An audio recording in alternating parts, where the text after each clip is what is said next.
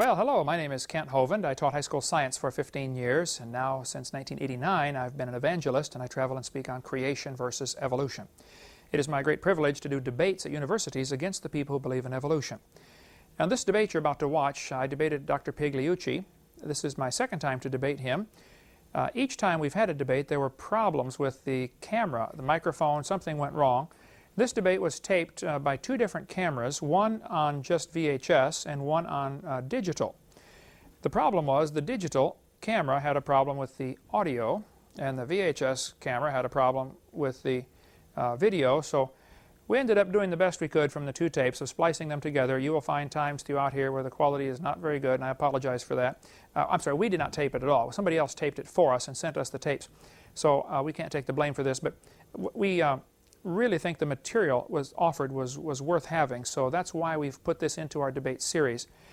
Dr. Pigliucci is from Italy. It's very difficult to understand sometimes, and you may have to play his section a few times to understand what he's saying. He talks fast with a thick Italian accent, plus does not keep the microphone very well in front of his face, so we apologize for that also.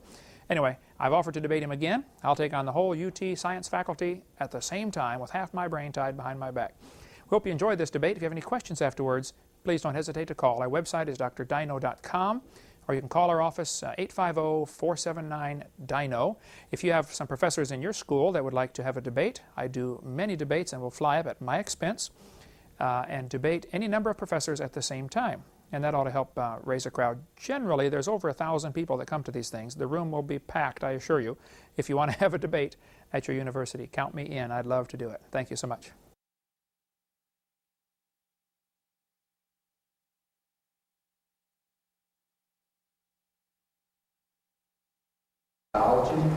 His research is on the evolution of genotype-environment interactions, i.e. the nature-nurture problem.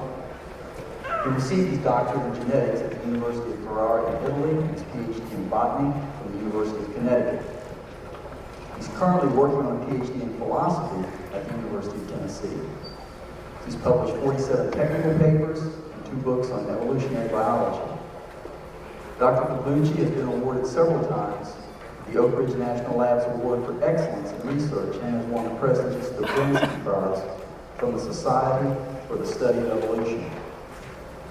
As a skeptic, he's published in national magazines such as Skeptic and Skeptical Inquirer. He's given lectures for many humanist and free thought groups around the country and has debated several creationists, including Dwayne Gish and Ken Hovind. He produces a monthly e-column called Rationally Speaking and has authored Tales of the Rationalist, skeptical essays about nature and science, available in the lobby. His most recent, some of his selected skeptic publications include Bioscience, Skeptical Inquirer, and one title in particular to point out, A Case Against God, Science and the Falsifiability Question in Theology. Dr. Kent Hovind is considered by many to be one of the leading authorities on science in the Bible, and he's dedicated to the proclamation of factual scientific evidence that supports the biblical record of creation. His seminars, he writes, have caused even the most devout evolutionists to sit up and take notice. He's a 15-year veteran high school science teacher, and his love for science sparked his interest in creation versus evolution. He saw the need for exposing evolution as a dangerous religious worldview and for arming Christians with scientific evidence that there are no contradictions between true science and the Bible. In response to these needs, shortly after finishing his PhD in education, he began a full-time ministry of creation science and evangelism. Since its beginning in 1989, his ministry has continued to grow, and he speaks over 700 times each year in public and private schools, churches, university debates, and on radio and television broadcasts. His humorous, fast-paced, illustrated seminars provide documented evidence against the unscientific theory of evolution. The information presented concerning dinosaurs in the Bible and the few that are still alive today reflects his study in the field of cryptozoology. His goal is to strengthen faith of believers and to confound and convict the evolutionists and to win the lost Christ. He offers $250,000 to anyone with real scientific evidence for evolution. He lives in Pensacola, Florida with his wife Jo and 2 of their 3 children. The 3rd child, Eric, also lives in Pensacola and speaks on creation. The format tonight will be fairly simple and straightforward. Each speaker will be given 30 minutes, and there will be no interruptions from audience or one speaker to the other at that time. And we've already decided who will go first. That's Dr. Picolucci.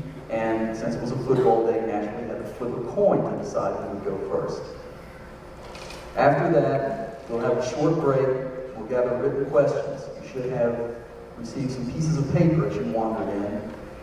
You'll find some folks posted in each aisle during the break, so be sure they get the questions. They'll deliver them to me, and we'll start sorting them at that time. Then, when we regather, 2 15-minute rebuttals from each side, and then the series of question and answer. During the Q&A, the person to whom the question is directed will be given 2 minutes to respond to the question. The other person will be given 1 minute for rebuttal. Okay, Dr. Picolucci. Thank you, Dr. Carter. Thanks, everyone, for coming here. Let me tell you a couple things about what I would like to do tonight. One thing that I'm not interested in doing is in convincing anybody that there is no God. This is not that kind of debate. We're talking about science tonight. The other thing that I would like to do, on the other hand, is to tell you what evolution actually is about, because there's a lot of misconception on this particular topic. And so, during my opening statement, essentially I will give you a very brief evolution 101 so that we're clear on what we're talking about. Of course, there is not enough time to give you a full course in evolutionary biology, so I have to leave out a lot of stuff, and I will focus on 2 or 3 major examples to give you a flavor of what evolutionary biologists actually do and what they're talking about. And in the rebuttal part, I will address my opponent specific points when they come up. Incidentally, given that Mr. Hovind here has debated hundreds of times, apparently, if there is anybody here that has a habit of cheering for the underdog, that would be me this time. Okay, so what is it evolution is and is not? Let me give you a roadmap of what I'm going to be telling you in the next few minutes. That is useful, I think, to understand the evolution-creation debate. First of all, evolution is defined in a couple of different ways, and it's not defined the way creation is defined. The way a professional biologist defines evolution is either one of these 2. One, it's a change in gene frequencies. So a change in the frequencies of the genetic constitution of an organism constitutes evolution. It's the simplest definition of evolution. Or, the more complicated definition of evolution, and actually the one that Darwin gave originally, is the central modification. That is, evolution is about change in organisms that are related to each other to some extent. Contrary to what most creationists think, evolution is not, it's got anything to do with the origin of life, and we'll get to that in a few minutes. And evolution also has got nothing to do with the origin of the universe. Those are 2 distinct scientific, these are scientific questions. I'm not denying that they are scientific questions, they're just not evolutionary questions. And also, one of the tenets of evolutionary biology is that the explanation of for the diversity of life on Earth, which is what we're interested in here tonight, does not require intelligent design. That does not mean that there is no God, which is why I said a minute ago that I'm not here to convince anybody about the existence or inexistence of God. I'm just saying that a natural explanation of diversity of life is possible, and which is what science is about. So let's start on the first count, which is evolution as a change in gene frequencies. That molecule over there is a sample of DNA, which is what your genes and everybody else's genes are made of. The evidence and the theory for the fact that evolution does occur in the sense that genes do change in frequency in natural populations comes from, the theory comes from population genetics, which is a highly mathematical branch of evolutionary biology. It has been, people have been publishing in that area for the last about 100 years or so. The empirical evidence comes from molecular biology, especially modern molecular biology, provides you evidence of changes in gene frequencies in populations under your very nose that happen as we speak. Examples are innumerable, and they cover every known kind of organism. There are studies in both theoretical population genetics and empirical microbiology on viruses, bacteria, plants, fungi, and molds, including mammal, primates, and humans themselves. One of the branches of molecular evolutionary biology deals with the evolution of man, or humans. Now let's get into an example, a specific example. As I said, I cannot give too much information into a 30-minute format, and I wouldn't want it otherwise, but let's get into a couple of specific examples so you get a flavor of what evolutionary biologists actually do. And I hope that you'll get the idea that evolutionary biologists don't go out there trying to convince people that there is no God. What we do is this. One of the things that we study is, for example, the evolution of the HIV virus. Now, you all know that the HIV virus causes disease of the immune system. It is very common among vertebrates. In fact, it's found among dolphins as well. Something like the HIV virus is found among dolphins, which is why there's that pretty picture of a dolphin out there. There are two major kinds of human HIV virus, and one of them, so-called they're called HIV-1 and HIV-2. I guess the person who discovered them wasn't too much into imaginative names. But HIV-1 evolved from chimp virus and attacked human populations in the 1940s. You can determine that both from molecular biology and from epidemiological studies. And then it spread to Europe in the 1970s. We actually know the person who brought it to Europe. It was a Swedish or a Norwegian settler who had been working in Africa for the previous decade or so. He went back there, and that he was the person who was infected. All of the European forms of HIV are derived from that particular individual. And the reason you can tell that is because of the tools that molecular evolutionary biology has available. As you also probably know, AIDS is very difficult to cure, and the reasons, in order to understand the reasons, you have to understand some evolutionary biology. It's evolutionary biology that tells you why is it that HIV is so difficult to cure.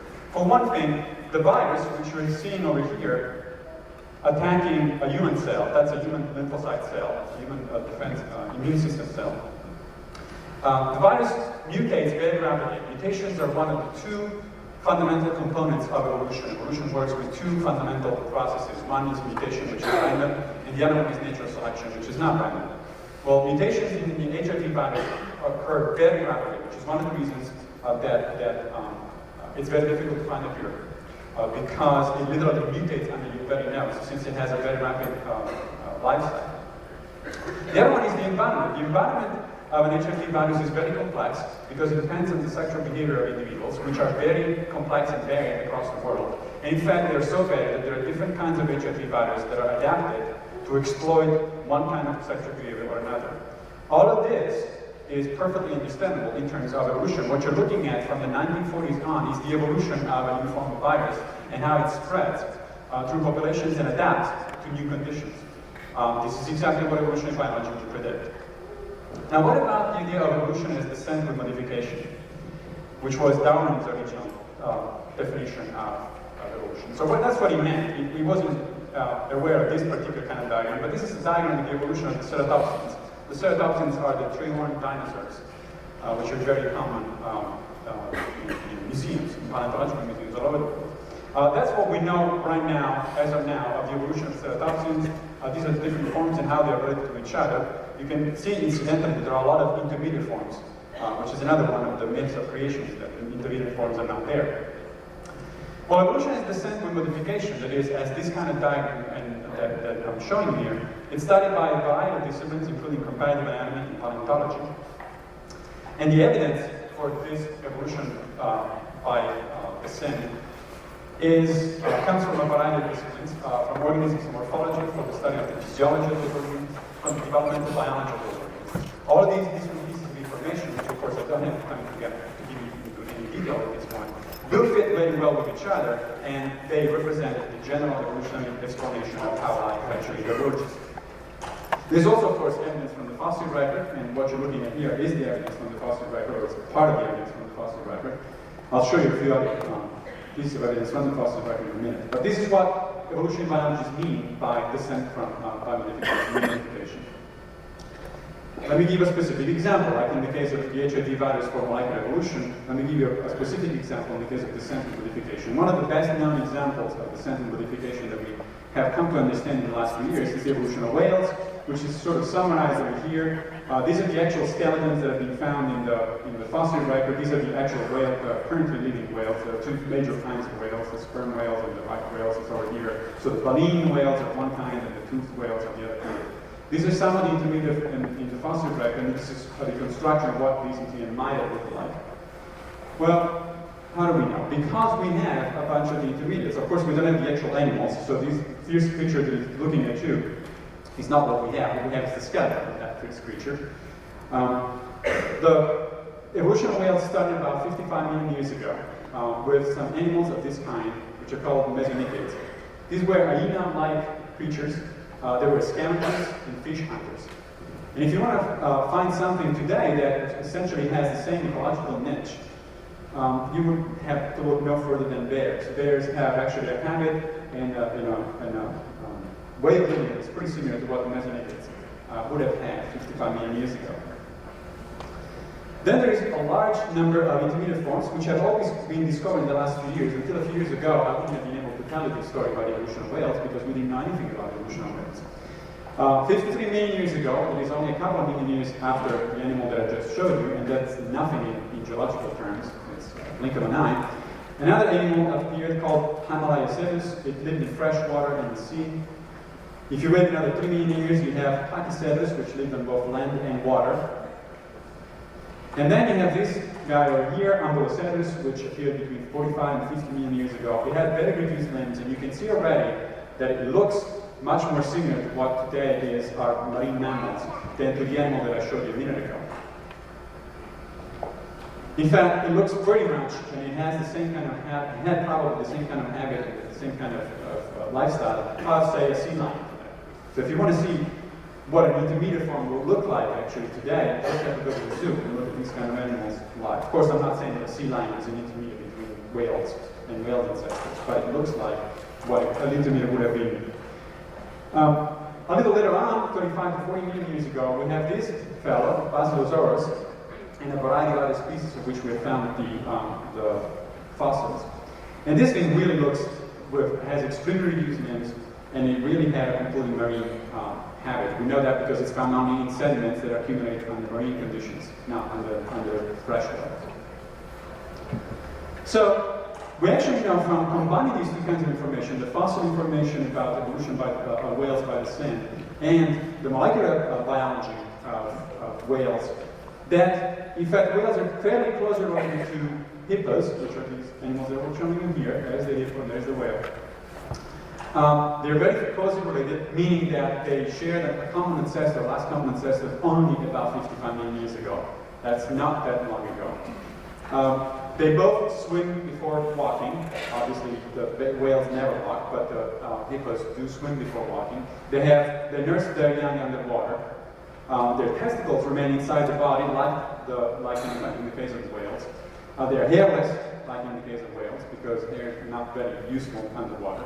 And they don't sweat, again, for the same reason. It's not very useful to sweat underwater, so they don't have glands to sweat.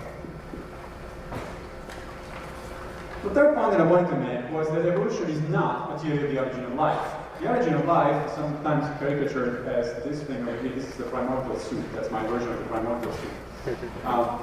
The idea that there was this kind of rough of complex organic compounds that somehow gave origin to life on Earth. That may or may not have been the case. There are several alternative theories on the origin of life, but my point that I want to make tonight is that evolution has nothing to do with the origin of life. The reason for that is because evolution requires what is called heritable variation for natural selection to act. Before there were living organisms, by definition, there was no heritable variation. There was no genetic variation of these organisms because organisms were not there to begin with. So the transition between the non-living and the living, it's not really a matter of evolutionary biology at all. It is a matter of physical chemistry, or at the interface between physical chemistry and biology. In fact, most of the people that work on the origin of life, and it is a very active field of research, there are several people that are interested in it. Most of those people are actually biophysicists or chemists, not biologists, for the good reason that there is nothing really that an evolutionary biologist can say one way or the other about the origin of life. It's just a different problem. Now, that doesn't mean that the origin of life is not a scientific problem. Of course it is. It's a pretty tough problem because it's something that happened probably only once and probably a long time ago. So, and of course, there's very little or nothing in the fossil record that can help us to figure it out. So it is a very tough problem. But there are different ways of approaching it. I'm certainly not going to give you the answer tonight. For one thing, it's because nobody knows the answer. For the other thing, is because it will require a separate lecture just on that. But one of the clues is coming from these kind of pictures and this kind of theory. There's a theory in a branch of mathematics now, and it's called complexity theory, which deals with the emergence of complex systems. And one of the things that this complexity theory explains is the emergence of these complex systems. You can't see much because this is a satellite picture taken at very low resolution, but those things that you're looking at there are convective cells that form spontaneously in the upper atmosphere.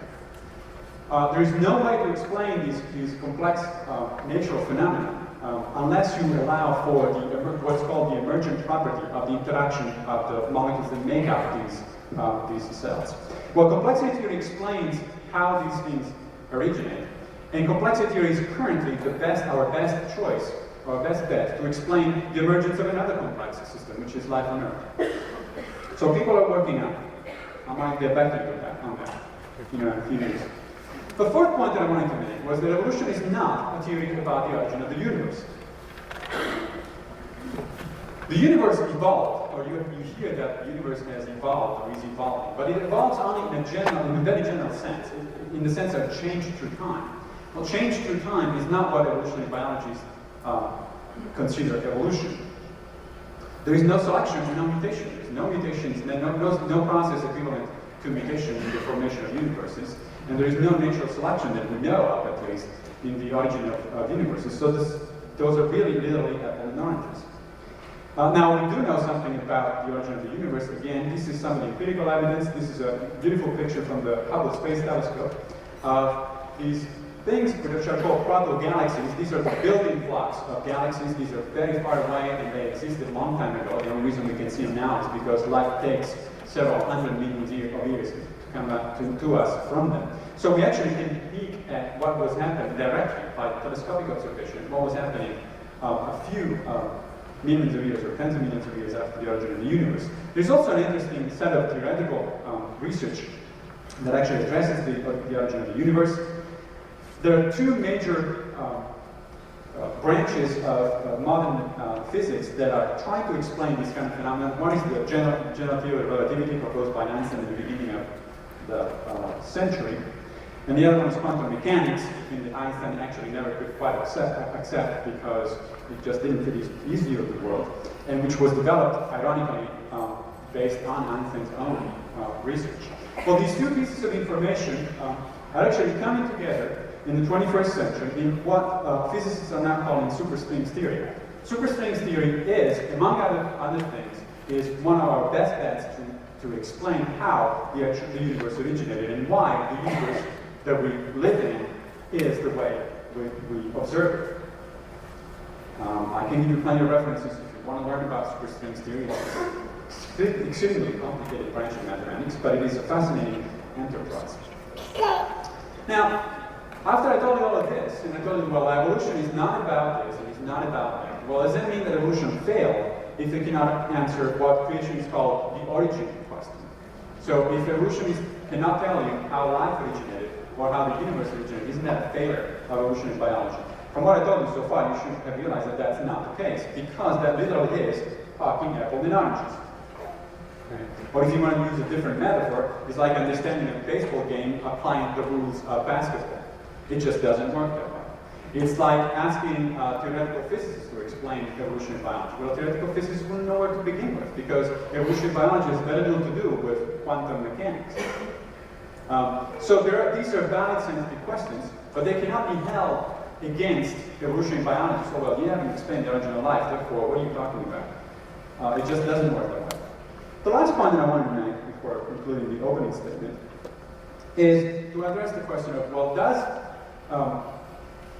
the variety of life on Earth require intelligent design? Which is, of course, why most people that are here tonight are interested in it. And intelligent design, of course, can be a variety of things. Creationists don't necessarily agree on what intelligent design is to begin with. Some of them think of certain kinds of God, a certain kind of God. Some of them actually think of, believe it or not, very smart extraterrestrials, a Star Trek. But the question is, there are logical objections to the applications of intelligent design theory to the explanation of life on Earth. One is that it violates what is called Occam's razor. Occam's razor, which was proposed by William of Ockham in the 13th century, is actually the idea that you should avoid unnecessary hypotheses in order to explain something. What is an unnecessary hypothesis? Well, for example, I can explain why you're looking at this presentation based on the laws of physics. Based on what little I know about physics, I can tell you that there are some electrons that are coming here from my computer and they go down here, falling all the way up there, back to the projector, and the projector generates an image that is projected. I can explain both with optics and subatomic physics what's happening. I could also say, on top of that, there is a tiny little green monster which is actually taking these images from here and bringing them directly up there. That's possible. You would have to ask me, first of all, if it is invisible, how do you know that it's green, for one thing? But do I need that kind of explanation? No, I don't. That doesn't mean that there is no little green monster bringing my little electrons all the way to the image. It just is that I don't need that explanation. And it's not a good scientific theory. The reason for that is because you can come up with an infinite number of alternative stories that will all be equally unfalsifiable. There will be no way to test if they're right or not. And it will be all equally redundant. That's what Occam's razor does, and that's what creationism does with evolution. The second thing that creationism does with respect to evolution is it violates something that is sometimes called Hume's dictum. Hume didn't say it exactly along these lines, I'm paraphrasing here, but essentially he said that when you want me to believe about extraordinary claims, you have to provide extraordinary evidence. The more extraordinary the claim is, the more extraordinary the evidence has to be. Let me give you another example. Suppose that a friend of yours tells you, just 5 minutes ago, I walked across the street and I went to the Coke machine and got a Coke. Well, you wouldn't require any evidence from that kind of statement because that's a fairly believable statement. It may or may not be true. I mean, I might not have walked over there, but nevertheless, it doesn't really tickle your curiosity that much. But what if that person says, I just disappeared from the front of this building and I materialized on the other side of the street and got my Coke and then rematerialized back. Now you got my attention. And now the question is, well, okay, what kind of evidence do you have that you can actually materialize and dematerialize at will? Why? Because that's a fairly extraordinary claim. And if you want me to believe that fairly extraordinary claim, you have to provide me fairly extraordinary evidence. So the difference between evolution and creation is that we have a pretty good explanation, by no means perfect, but a pretty good explanation, scientific and nature explanation of how life on Earth diversified. If you want me to believe otherwise, and if you want to believe that there was a direct intervention of a supernatural being, which we have no evidence and no way to tangibly check what that supernatural being is doing, well, then the burden proceeds to it's on the other side, which is what I just said. Now, why do I say this? Because there are a couple of basic observations you can make about life on Earth, which are really directed against any explanation of intelligent design. For one thing, the story of life on Earth is very idiosyncratic. It indicates, therefore, what scientists call contingency and necessity. Contingency is the hazard, a series of hazard events that have no particular reason to happen in one way or another, or at one time or another. And then necessity is natural selection. That is, the organisms that survive tend to be the ones that have the most fertile progeny. Well, one big example of contingency is the extinction of the dinosaurs. They got bad luck that day, 65 million years ago, when a meteor struck the Earth and wiped them out. They and several 100,000 other species. There's no reason why that could happen. Should have happened one way or the other. It just did.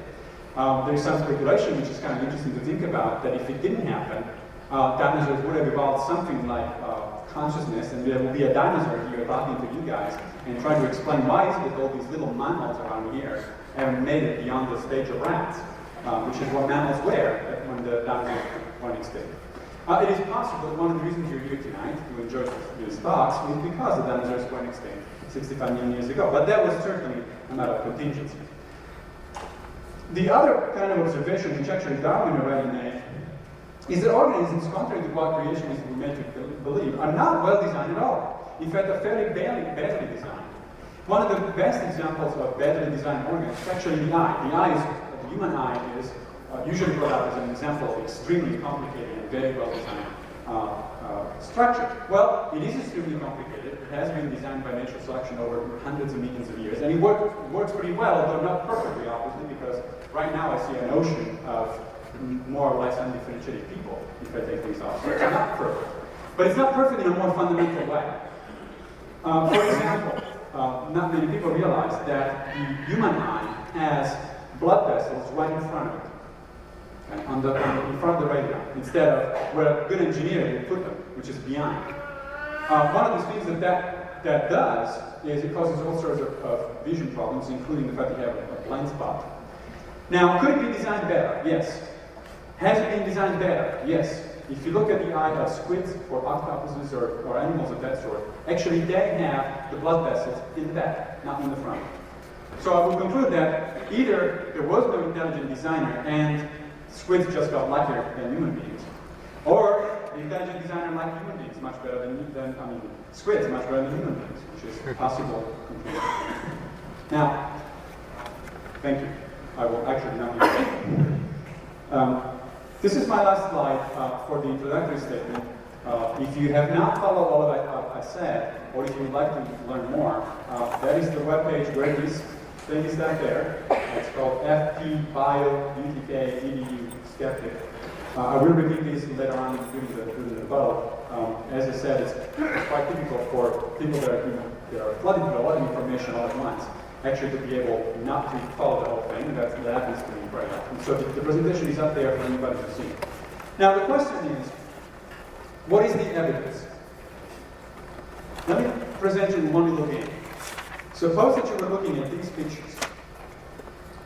Would you be able, without hesitation, to pick a human being as different from common ancestors of human beings or from other species of primates? In some cases it might be easy, but in some cases it might be a little bit difficult. It's not that easy. Here's the human being, it's down here. But look, Homo habilis and erectus skulls look pretty much very similar, and those are two of our ancestors. And anything, in fact, within this slide is not that different. It's a clearly variation in the same theme. You can tell an Australopithecus, for example, from any of the Homos, because an Australopithecus was a much different kind of animal, although it is in the direct line of descent of human beings.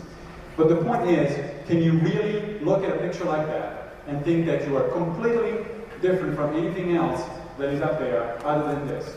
You have the same bones, they're organized in the same way, you have the same kind of chemical substances in the blood, you're made of the same proteins, of the same kind of DNA. In fact, the difference in DNA between human and chimp, on average, is only about 2%.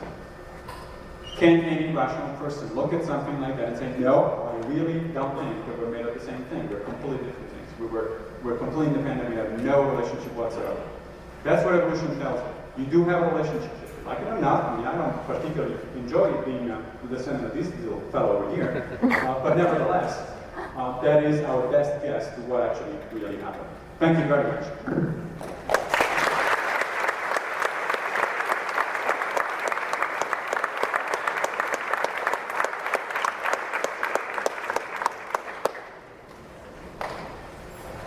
All right. Thank you so much for coming tonight. My name is Hovind. I taught high school science 15 years, and now I get to defend the biblical view of creation against those who believe in evolution. And I appreciate you pointing out the obvious similarities between all those different animals. I think it ought to be obvious to any freshman law student that proves a common designer, not a common ancestor. But we'll get into more of that later. Anyway, I would prefer a point-by-point debate because Dr. Bigliucci made about 30 different points, and I've got several pages of notes, and we're never going to get through them all. In a point-by-point debate, instead of minute by minute, you can take one topic and finish it, as opposed to, give 20 points and then you don't get time to respond to all of them. In a point-by-point debate, the opponent simply cannot change the subject to draw attention away from the fact that they don't have an answer. Okay, now, we need to define some terms. According to your website funding, you spent $60,000 in one project, $124,000, $70,000, total $650,000 you've had in grant money to study evolution. I think I'm the underdog. Now, I've never received one penny in federal funding, and I don't get paid by the university to conduct my ministry. We do this all on my own expense. And I noticed in your website and in your book that you have done a lot of study on plants. You have the dicot, the monocot, the tricot. I think the average 5-year-old would say that's still a plant. You know, it's the same kind of animal. The Bible says they'll bring forth after their kind, which is exactly what you've seen happen in your laboratory. So you've done a great job of confirming God's word, and thank you very much for that. All right, we need to define some terms. Evolution is defined as a number of different things in the dictionary. Movement of a series, but the part we're talking about tonight is the development of a species, organism, etc., from its original to its present state. Well, now, exactly how far back do you go to get the original? He spent most of his 30 minutes tonight talking about, evolution is only, once life gets here. Well, where did life come from? It really is part of the argument, because the evolutionists ultimately has to believe that we all came from a rock 4.6 billion years ago. Though, slowly, of course. Much harder than it was quicker. The theory that all species develop from earlier forms, this is typical dictionary definition of evolution. Now, science is things that we can observe, things that we can study, things that we know. God is the creator of science. God gave us the ability to study and to observe and to know. And the eyeball is fascinating. I can't believe you brought that up, Dr. Bigliucci. Well, we wouldn't get into more than rebuttal, but I can't pass that one up. The retina in your eye is protected by blood vessels in front because we live in the air. UV light is not a good insulator for air. And the blood vessels are the body's last defense against ultraviolet light. Now, octopus live in the water, and water stops UV light. So they don't need the blood vessels in front, they need them behind so they can see better in low light conditions. Now, if you believe the octopus has a better eye, I will pay to have yours swapped with an octopus any time. I'm sure you will go blind in a few days. You need the blood vessels in front. So, science is things that we can observe, things that we can test or demonstrate. A theory is a speculative plan, a formulation of underlying principles of certain observed phenomena which has been observed to some degree. Principles of an art or science rather than its practice or a conjecture or a guess. Now, a myth is a traditional story serving to explain some phenomena. I contend that evolution is a myth. It is not observable. There's no observable evidence. We are so convinced there's no evidence for evolution, we offer $250,000 through our ministry. I don't have the money, but a rich friend of mine does. $250,000 for anybody with any real scientific evidence for evolution. It is nothing but mythology that students are all paying to be taught. Okay, it's a fictitious story, a person or a thing, according to the dictionary. This fellow said, evolution and the myth of creationism. I need to object to, once again, as I've done 50 some times, when they introduce the debate, they always say, it is evolution versus creationism.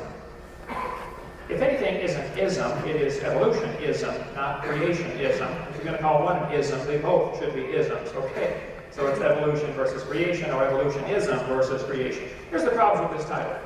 They put the ism on creation, and it should be on evolution. Myth also applies to evolution, and the facts supporting evolution have all been disproven or misinterpreted. And I took furious notes on all the things he was giving us evidence for evolution, and if we had time to go point by point, we could refute all of those very easily. You may want to watch my 15-hour seminar where I do just that on videotape out there. Many evolutionists will not debate against creationists, and I really appreciate Dr. Bigliucci debating Dwayne Gibbs 4 times and me now for the 2nd time. I can tell you it is very difficult to find an opponent. I would not want to defend the idea that we all came from a rock. I don't know why anybody would either, but some people, it is hard to find an opponent for this. They prefer to get in front of their students where they have the academic advantage and psychological advantage. They don't like to take on creationists, and they give all sorts of reasons for this. Dr. Eugenia Scott, I debated one time on the radio. We're glad to do it again. She said, you should not debate creationists because they present a flood of points you don't have time to refute. Called the Gish Gallop is what they've dubbed it. Dwayne Gish will give 50 points and you don't have time to refute it. Well, that's my whole point. I'd rather do this point by point. And I asked you before if you'd like to do that, and you said, no, you'd rather have 30 minutes and me take 30 minutes. Okay, we can do it this way, but during Q&A, maybe we can just go point by point until the point is finished. Okay? They get 100% class time. for all the students, 6 hours a day, all year, for 12 to 20 years without getting any evidence against their theory or for creation. So I think, yes, we do give a flood of points because we only get a short amount of time to get the job done. That does not prove the flood of points is wrong, of course. It's just it's a cop-out saying they give too many points to refute. That is not an answer at all. They say they attract more creationist supporters than scientists. Well, not everyone's welcome to come tonight. We're doing this on your university. You know, and I'll be glad to go to any university anytime at my expense and debate against evolution. I think students need to hear the other side. And who gets to decide who's a scientist anyway? See, in the evolutionist mind, if you don't believe in evolution, you're not a scientist, and therefore all scientists believe in evolution. You don't need to be a genius to figure out we have a little problem there if you're going to let them define who is a scientist. And the public, Gene Scott says, the public rarely has the background to understand the complex answers. Let me translate that for you. We're smart and you're dumb if you don't believe in evolution. That's how that translates. Anybody else get that translation out of it when you read it? That's what I got out of it. They're going to say the creationists like debates because it will ensure that a bigger crowd than if they spoke alone at some church. I would challenge you, Dr. Migliucci or any other evolutionist, I want you to schedule a meeting to speak on evolution when there's no debate, when there's nobody, no controversy, and no students are required to come as part of their grade, and see how many folks show up. Just try that sometime. I average over 1,000 a week in churches I speak at, and it's churches of 15,000. People come, people flock for this topic, okay? And nobody's forced to come to my seminars like they are at the university where they have to go to some class, you know, to get the grade or something like that. So schedule a voluntary meeting and see how many folks come. I think you'll be surprised. Here's how science is supposed to work. You're supposed to observe the universe. You're supposed to create a hypothesis or a theory to explain what happened. You're supposed to present evidence. And I like what you said about Hume's, wasn't Hume's razor, what was it? Hume's, Occam's razor, but Hume's dictum. Okay. Yeah, like Aristotle's dictum. If you have an extraordinary point, you need to claim you didn't have some extraordinary evidence. And I think to claim that we all came from Iraq 4.6 billion years ago is an extraordinary claim. And that would require some extraordinary evidence before I'm going to cheerfully volunteer to let my tax dollars pay to have that be taught to all the students in the school system. And if the theory cannot be or can be falsified, you should throw it out and go back and get a new theory. If you cannot falsify it, possibly you have the right theory. And then you keep testing and testing, and somebody someday decides it is a law, like the law of gravity. That's how it's supposed to work. Okay, the creationists have a theory, and the evolutionists have a theory. They call theirs a theory, so let's subject it to the scientific method. What observations do we have to support the idea that any animal ever changed into another kind of animal? You showed some pictures up there of the whale, and I'd love to spend an hour getting into the evolution of the whale. And I'd like you to show real, honest pictures of what they actually found, not the reconstructed idea of what it might have looked like. And I think the average audience would be surprised at how little evidence there is. And plus, if you find a bone in the dirt, all you know is it died. You don't even know where it died. You just know where it ended up getting buried. That's all. That's all you know. And you sure don't know that it had any kids. And you don't know that, and you definitely don't know that it had different kids. And why do the evolutionists claim the bones in the dirt can do something the animals today cannot do? The bones in the dirt could produce different kinds of offspring, but the animals today cannot. I mean, if a bear is turning into a whale, those bears are still having babies. Let's see it happen again. Only let's watch it this time. And what mechanism has been observed to bring about these incredible changes that they talk about? And are there any other explanations for how these limited changes can happen? This textbook says the Colorado River has cut through layer upon layer of rock over millions of years. Now, hold on just a second. Let me explain something that every science student ought to learn in 3rd grade, okay? There are facts. It is a fact Grand Canyon exists. Then there are interpretations of that fact. The creationists have an interpretation, and the evolutionists have an interpretation. The creationist says it formed quickly by lots of water over a little bit of time. The evolutionist says it formed slowly by a little bit of water over lots of time. Now the fact is the canyon exists. Whose interpretation is right? That's not part of the fact. That's just the interpretation of the fact. It is a fact the Earth has many layers of sediment. No argument out of me. I've seen them. I've been to, let's see, 26 countries in all 50 states and 7 Canadian provinces, and I've seen lots of Grand Canyon, lots of canyons, climbed on 40 volcanoes. There's no question the Earth has lots of layers. How did they get there? Well, the creationist says these layers are from the flood of Noah. The evolutionist says each layer represents millions of years. Now, what happens, the students are often taught that this line really doesn't exist, and that the evolutionist interpretation is part of the fact column. And that is where the tragedy comes in. No, that line definitely does exist, okay? And your interpretation of the fact is not part of the fact. I'll show you. If you built a dam across Grand Canyon, a huge lake would form behind it. Actually, Grand Canyon is a breached dam. As anybody that studies the topic will know, the snow line on that picture kind of tells the story. In between those two red lines is snow, the white part, and that is a higher elevation. Grand Canyon is cut across the middle of a wrinkle, called the Kaibab uplift. It's like a long range, or ridge of a mountain range, like wrinkling a piece of carpet, a fold in the carpet. Okay. The top of this Kaibab uplift is about 7,000 or 8,000 feet above sea level. The river enters the canyon 2,800 feet above sea level. Now, that's interesting. The river flows downhill. All known rivers flow downhill. Okay? As the river is flowing downhill, the ground is rising up. Now, let's just study the scientific observations here, okay? The top of the canyon is higher than the bottom. Anybody disagree? Just stop me, son. Okay. The river runs through the bottom. Still with me? The top is higher than where the river enters the canyon by 4,000 feet. Rivers don't flow uphill. There is no delta. Where is the mud that washed out? That river did not make that canyon. Now, it's a fact Grand Canyon exists, but the evolutionist interpretation that it happened slowly over millions of years does not stand up to scientific scrutiny. Their interpretation is falsified. That river did not make that canyon. I'm sorry. If you would like millions of years for your frog to turn into a prince, I can understand why you would need that, but you can't have it. At least you can't use Grand Canyon as evidence for it.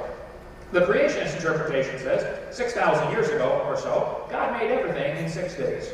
And that explains why we have so many millions of symbiosis relationships. Animals and plants were created, designed for each other, and created within a day or so of each other. That works just great. If you want them to evolve separately and slowly over millions of years, you have a multitude of problems that come in, which are just glossed over by the evolutionist. It amazes me how they can grossly oversimplify life and oversimplify the complexity of living things and just assume, well, it must have happened because here we are. That's not evidence. Charles Darwin, fresh out of Bible college at age 22, sailed around the world on board the Beagle in 1831. As he sailed around, Charlie came to the Galapagos Islands, and he noticed there were 14 varieties of finches on these islands. He studied them carefully. Charlie hated birds. He liked worms. And he thought it was mean for birds to eat worms, so he shot all the birds he could, because it was kind of hard on the worms getting chewed up, he thought. And so he really was an unusual fellow. But he did raise pigeons, kind of a strange guy. He married his first cousin, Emma Wedgwood. We can go on all day about Charlie if you'd like. But anyway, Charlie noticed there were 14 varieties of finches. He concluded that all these finches had a common ancestor. I bet you're right, Charlie. It was a bird. And then he said in his book on page 170, and I've got the book there. I guess I didn't bring my stuff in. It's in the car. I'll have it set up tomorrow when I speak at the church in Powell. Charlie said in his book, "It is a truly wonderful fact that all animals and all plants, throughout all time and space, should be related to each other." Well, now hold on just a minute. You count 14 varieties of finches, and then you conclude that finches and bananas are related? I think that's a little bit of a stretch from the observation, don't you think? Isn't that what he's saying? Birds and bananas are related? Am I reading that wrong? That's what he said. Everything is related, based on 14 kinds of birds. No, Charlie. See, what Charlie observed is often called microevolution. Now, microevolution is a lousy term. I don't like it, but everybody uses it, so we're stuck with it. And Dr. Bidley spent a lot of his time trying to deflect what I'm about to say here. Microevolution is a fact of science, folks. It happens. It is observable. Dogs produce a variety of dogs. Big dogs, little dogs probably have a common ancestor. Dog. And big roses and little roses and yellow roses and white roses and red roses and pink roses probably have a common ancestor. Rose. See, microevolution is observed. This word evolution really does have 6 different meanings or stages or levels, whatever you want to call it. Cosmic evolution is the Big Bang. Some evolutionists say this is not part of the argument about evolution. Okay. Well, if it's really not part of the argument about evolution, then why don't you help me get it out of the books? Because I guarantee the biology books used in this campus that you teach from have this included in with the books on evolution. It starts off with statements like that. Take it out of the books if it's not part of the subject, okay? This book has it for a high school student. 18 to 20 billion years ago, there's a Big Bang. Well, let's get that out of the books. Science books ought to teach science, okay? Then they're going to say, the second one would be chemical evolution. According to the Big Bang, hydrogen was produced and a little bit of helium. Well, there are 107 different elements if you count the synthetic ones.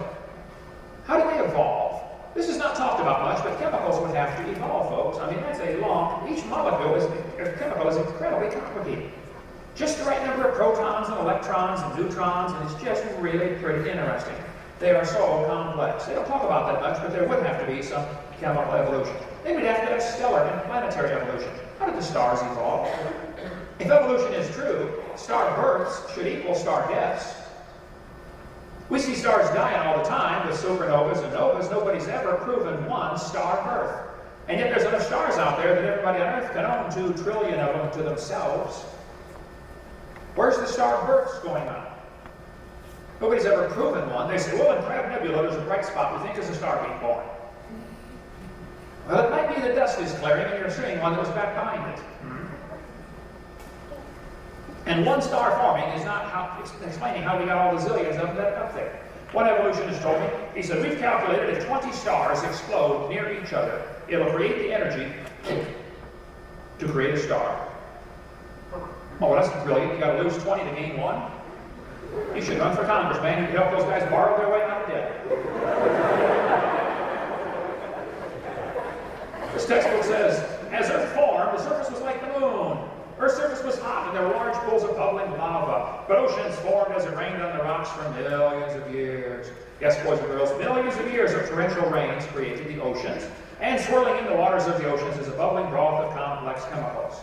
Progress from a complex chemical soup to a living organism is very slow. Oh, I guess it is. It's totally stopped. Doesn't happen at all. That's how slow it is. This guy says in a college textbook, the first self-replicating systems must have emerged in this organic soup. Now, if this is not part of the argument about evolution, then get it out of the course you teach on evolutionary biology. See, students are being deceived by the meaning of this word evolution. Then we have to have organic evolution, the origin of life. Ultimately, the evolutionist has to believe in spontaneous generation, which was proven wrong for the last few centuries. All sorts of folks have proven it doesn't happen. Go read the reports of Francisco Redi and Louis Pasteur, and you'll see spontaneous generation doesn't happen. But the evolutionist has no other choice. They'll say it had to happen because we're here. Oh, that's brilliant logic, all right. See, according to the theory, if we simplify here, you got 20 billion years ago, Big Bang, and then 4.6 billion years ago, the Earth cools down, and 3 billion years ago, life appears in the soup. And this early life form finds somebody to marry. Pretty good trick, of course, and something to eat, and very slowly evolves into everything we see today, from elephants to bananas and humans, all came from this soup. That's what the theory says. I mean, I'm not making it up. It's their theory. I didn't make it up. Now, cosmic, chemical, and stellar evolution would take place first, and then we have organic evolution, origin of life, and then we'd have macroevolution, changing from one kind of animal into a totally different kind of animal. Those are the first few steps of evolution, the first 5 of the 6 that I have there, and those aren't talked about much. They try to focus the attention on variations within living kinds right there. And that's what Dr. Bigliucci is trying to do tonight. He's trying to show us variations within the same kind of plant or animal, and draw attention away from the first 5 major steps that would have had to take place in order for this 6th one to even be able to start happening. So, microevolution, though it's a lousy term, is science. Variations happen within the same kind of animal. You admit the first 4 steps are not proven and are not part of science, not part of evolution at least. then why don't you help them get them out of the books used on this campus? How many students in this campus right here? Would you report to me in about 3 or 4 months and tell me how much effort he has put into getting those out of the textbooks, please? Okay? Let me know. See, the textbook here says mammals, birds, and crocodiles have a common ancestor. Now this is pure speculation. This is propaganda, Soviet style. That's not science. All those trees of life with their branches of our ancestors is a lot of nonsense. Even Mary Leakey admits that, and she believes in evolution. British Museum of Natural History has a director called Colin Patterson. He was asked, Luther Sunderland read his book, read Patterson's book about evolution. Patterson wrote a book about evolution. Sunderland read it and said, Mr. Patterson, I read your book about evolution, but I noticed you never showed any missing links. Why didn't you show us any missing links? Patterson wrote back and said, I fully agree with your comments on the lack of evolutionary transitions in my book. If I knew of any, fossil or living, I would certainly have included them. I will lay it on the line, there is not one such fossil. Now, Dr. Pigliucci claims there is a multitude of intermediate fossils. Dr. Colin Patterson, who has his hands on the largest fossil collection in the world, says there isn't one. Somebody is mistaken here, folks. Even Stephen Gould, the communist professor at Harvard, says the evolutionary trees that adorn our textbooks are not from the evidence of fossils. They make up these trees. It's based on imagination. It doesn't happen. It's true dogs produce a variety of dogs. No argument on me. That happens.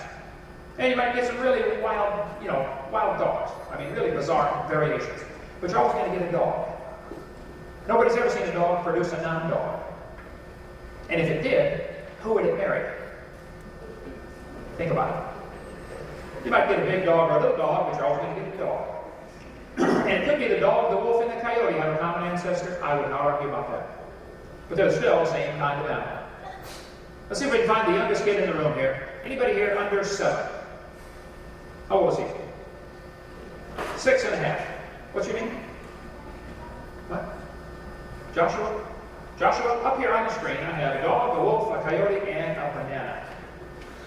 Which one is not like the others? The banana. Let's give him a hand.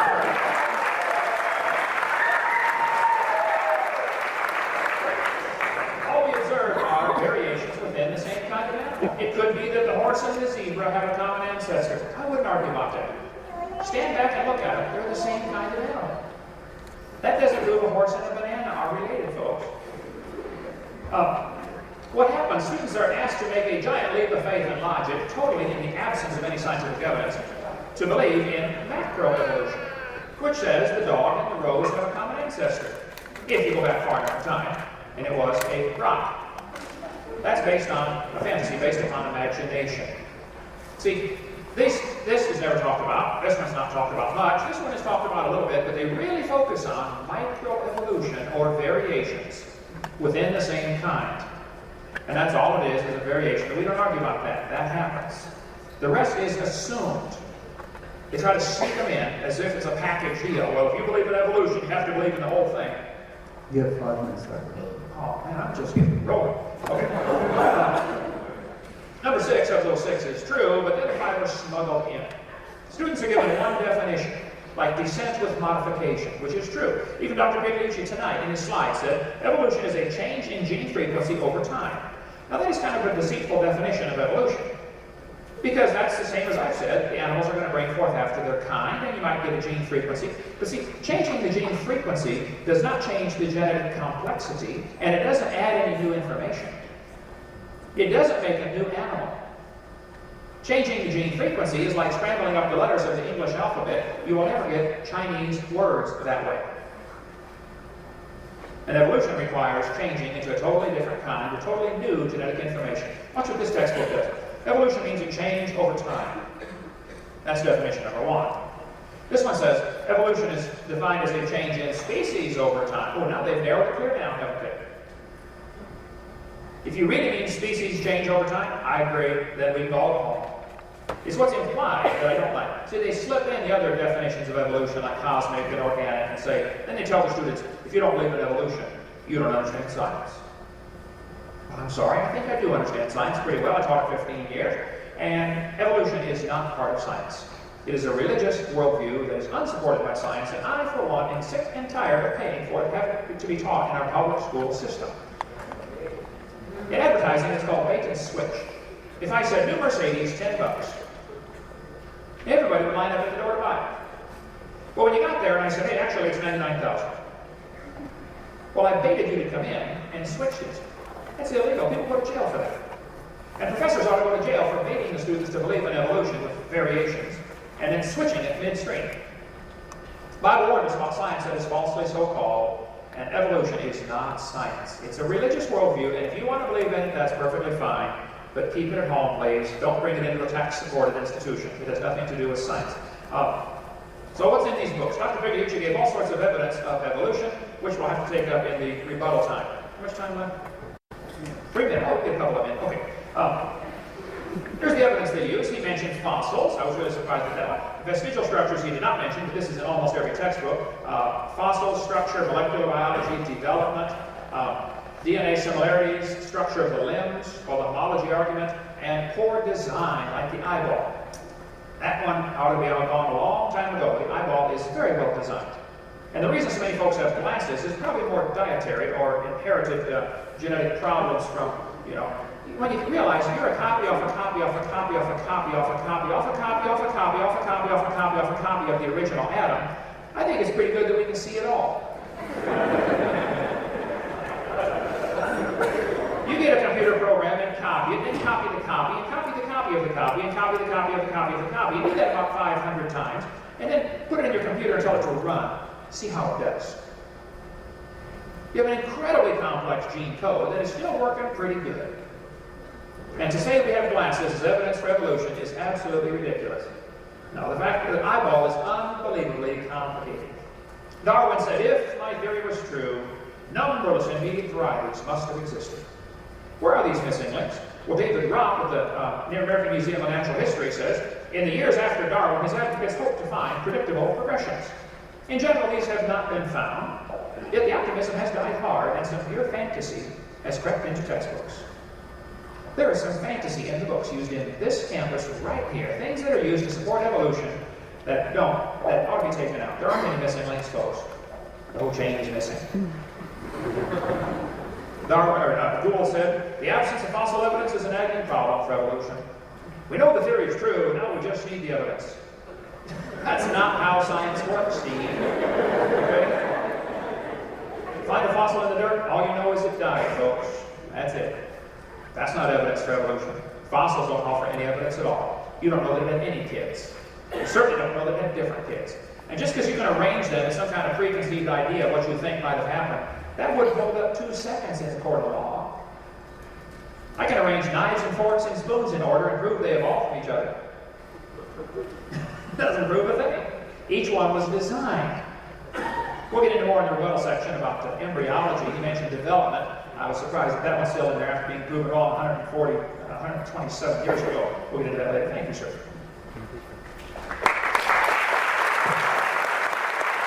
So I got some quotes from his presentation. He said, it amazes me how evolutionists can oversimplify. I got it. It amazes me how he can oversimplify science. Listening to his tirade was one of the most simplistic versions of science I've ever heard, and I was really astonished. I mean, the writers of Star Trek get it much better, not only in the details, but in the general picture. According to Hovind, physicists, biologists, astronomers, geologists, chemists, and all the others, these people that spend their lives getting PhDs and working in labs, are all a bunch of fools. After all, it is obvious that they're missing something that a 70-year-old could get just in a minute. Do you smell the rot there? It is that really conceivable thing. I mean, these people are all a bunch of idiots out there that are being paid, and they spend a lot of time studying to come up with things that, golly, if you just think about it for 1 second, you realize that they're wrong. I think the thing is a little more complicated than that, than you can think of it myself. And by the way, what is the problem with bananas anyway? There's so many things that instead of thinking there's a problem with bananas, evolutionists don't say that dogs or monkeys come from bananas. That's not what we say. Now, men also consider that he has managed to talk for over 30 minutes, no, for about 30 minutes, and said nothing, not a single thing, in favor of the creationist model. He seems to be thinking that he went by default, but this is not a match. There's not a sports match. It's not if the opponent leaves, you're left the winner. The burden of proof is on both sides, not on one. It's not because you find a couple of problems with evolution. Any evolutionary biologist, by the way, would gladly say that there are problems with evolution. I'm a professional evolutionary biologist. If there were no problems with evolution, if we knew everything, I would be out of a job. And that wouldn't be good. So it's in my interest that there are problems.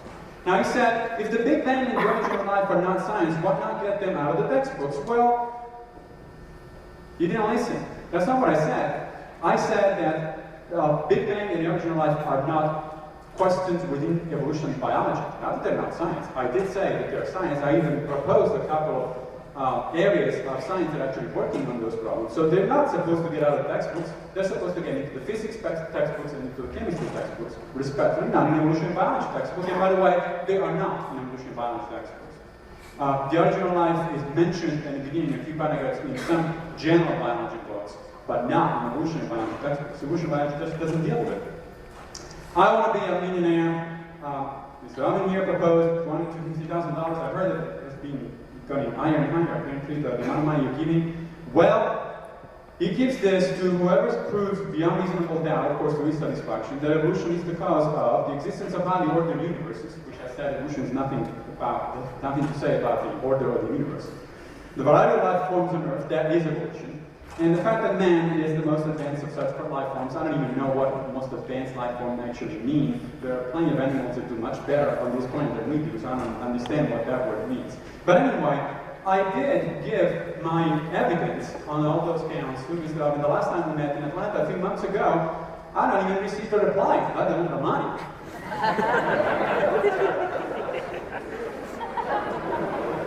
Now, Mr. Hovind's tall tales are very interesting. The kind of tales that you find in the following sources. One of the things, if you visit his website, is very instructive. I spent countless enjoyable minutes on it. For example, he believes that dinosaurs live among us. And what is the proof? Well, by golly, there is a picture of the Loch Ness Monster over there. Of course, that has been debunked, and that kind of pictures you find usually things like the Weekly World News together with a jumping at blockbuster and a Chicago woman has 3 brains. You think that that's the kind of evidence that we have. He claims that that picture has not been debunked. It has. He also believes that evolution has been shown to be false. There was a link to his from your website to this kind of source. This would really be a problem with evolutionary biologists. This is supposed to be a dinosaur skeleton, dinosaur skull, directly eating a human being. Now, if you're about paleontologists, you smell another rut right there. And sure enough, that was actually an April Fool. It was a hoax put up by the News from Mexican Science and Reason. And they did say that was an April Fool, of course, after April first. This novel is not even on the mainstream of the creationist establishment.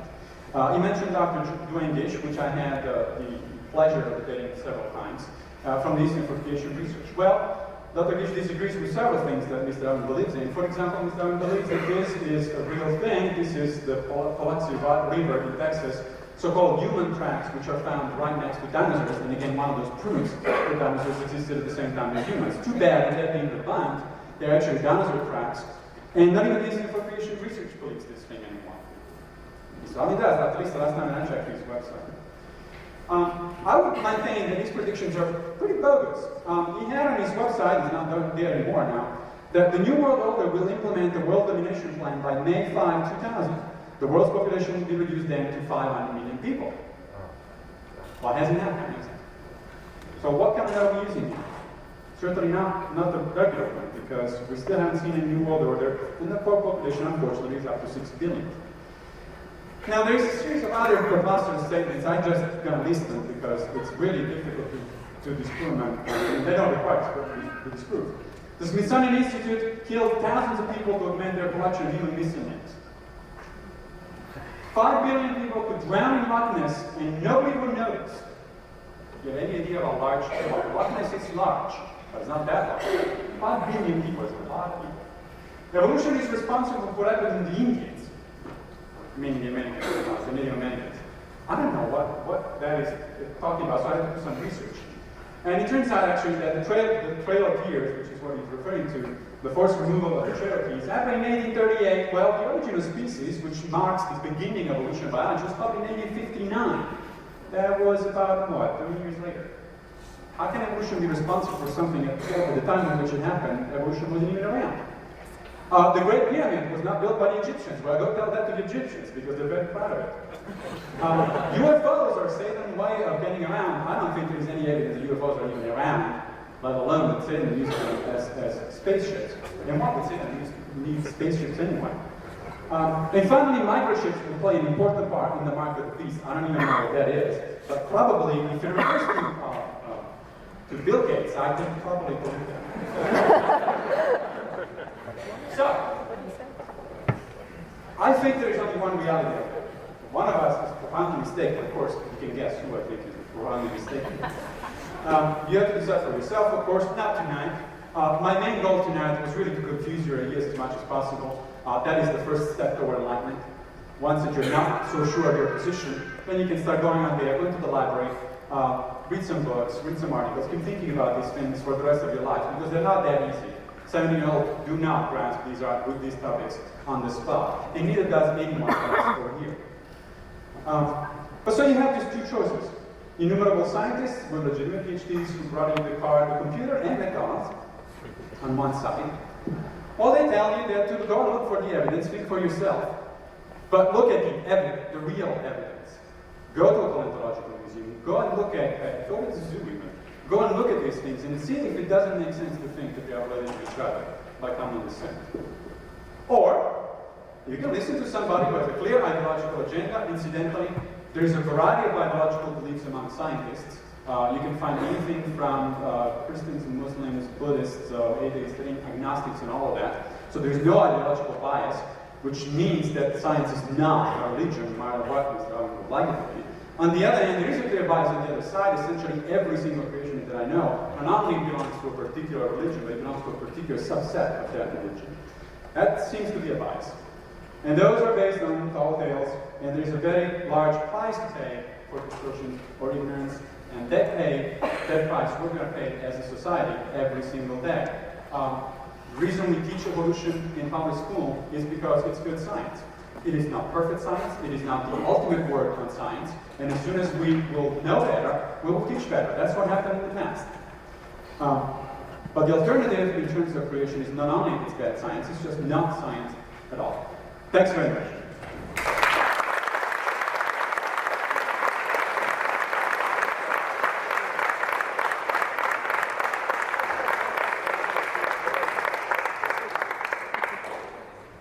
All right. Well, this is why I said at the very beginning, I much prefer point by point as opposed to minute by minute, and we will try to get as many points in here as we can.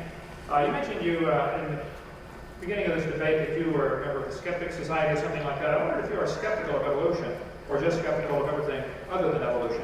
I don't think you've applied much effort to being skeptical of what you yourself have been taught. I think that'd be wise. The examples you gave of evolution, like HIV virus, saying it mutates, well, it is still a virus. And the obvious point I would like to make on this is the fact that so many people are getting these sexually transmitted diseases starts making God's word look an awful lot better. He was right from the beginning. One man, one woman for a lifetime. No premarital sex, no extramarital sex, no homosexuality, no bestiality. That's what God said right at the beginning because he knew what was best. I think God was pretty smart.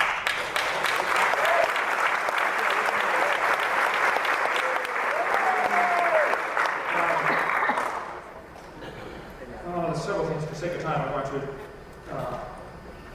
not get into now. Somebody please call for Q&A, it'll take forever. You said the burden of proof is on the creationist. That's a fascinating trick that people use all the time. Burden of proof is interesting. They will say, we must prove our point in order to get it taught in the schools. Let me show you how this works. Suppose I said, watermelons are blue on the inside until you cut the skin. You must prove I'm wrong. How would you do that? I shifted the burden of proof to you. Evolutionists think of it like this. We know evolution is a fact, and you must prove it's not correct. That's putting the burden of proof on us. No, he can spend his tax dollars, he can spend his money any way he wants. I don't care what he believes. I don't care how he spends his money. But he wants to spend your money and my money to teach his religion in his school. And that's what's going on, and that's what everybody objects to. You mentioned about all the scientists' schools. 61% of the population believes the earth is less than 10,000 years old and God made it. How many of you here tonight believe God made the world? Are these folks fools? Okay. Well, they haven't studied geology, they're just dumb. They're not fools, they're just dumb. That's what you're implying. When I said, are they fools, you said, no, they just haven't studied. In other words, they're dumb. That's what you're implying. That's exactly what you said. How many of you felt like he said that to you? There we go. Half of them. No, well, let's see. The extinction of the dinosaurs 65 million years ago, that would be interesting to talk about that for a long time. Okay, some of the ad hominem arguments you gave in the last rebuttal here, I'd like to address. It seemed to be a blast Hovind instead of defend evolution. The Champ photo, the picture you showed was Lake Champlain, not Loch Ness. Okay, they're several thousand miles apart. Okay, Lake Champlain is in America between New York and Vermont. That was the Lake Champlain photo, and that has never been debunked. Okay, about 1,000 people claim they've seen Champ. Discover Magazine, 1998, 58 people watched Champ. Discover Magazine, I got the reference in here. 58 people watched Champ swim by their boat for 5 minutes. Reported in Discover Magazine, 98. I can get you the documentation if you'd like. There have been a lot of people who claim they've seen Loch Ness Monster. A lot of people claim they've seen Champ. I just put on my website and in my seminar some of the thousands of sightings of dinosaurs that might still be alive. I have never claimed that they are. I think that they probably are if you're still alive. But I think if you listen carefully to my tape without bias, you will say Hovind treats this very realistically. He says, here's the evidence. Now you look at the evidence and decide what you want. I have personally interviewed over 60 people who claim they've seen one. I've never seen one. I've talked to 60 people who claim they have. That's as far as I go with it. How many seen my tape 3 about dinosaurs still living? Get it on there on the back table. I'll give you one tonight if you like it. Okay. You mentioned there was a link on my website about the dinosaur eating the man. Now, either you're misinformed or you're lying. There was never a link on my website. I mentioned in a seminar one time, somebody sent me an email as I was heading to a meeting, and they said, hey, did you see they found a picture of a dinosaur eating a man? I said, no, that's interesting. That night in the seminar, I said, somebody just sent me an email to say that they found a skeleton of a dinosaur eating a man. I haven't checked it out yet, but you might want to check out this website, and I gave the website verbally to that one church. The next day, somebody said, well, Hovind, have you checked out that website? I said, no, I just heard about it yesterday. I'll check it out today. I checked it out, found it's an April Fool. It was never on my website. Stop telling people it was, okay? All I did was one time say that I just got an email about this and I haven't checked it out yet. That's what I said. Okay. Let's see. Slinging mud, it's easier to sling it than get it off of you. You mentioned that I made a prediction the New World Order would come May 5th of the year 2000. Now you need to go back and watch the tape yourself, okay? I've got the documentation.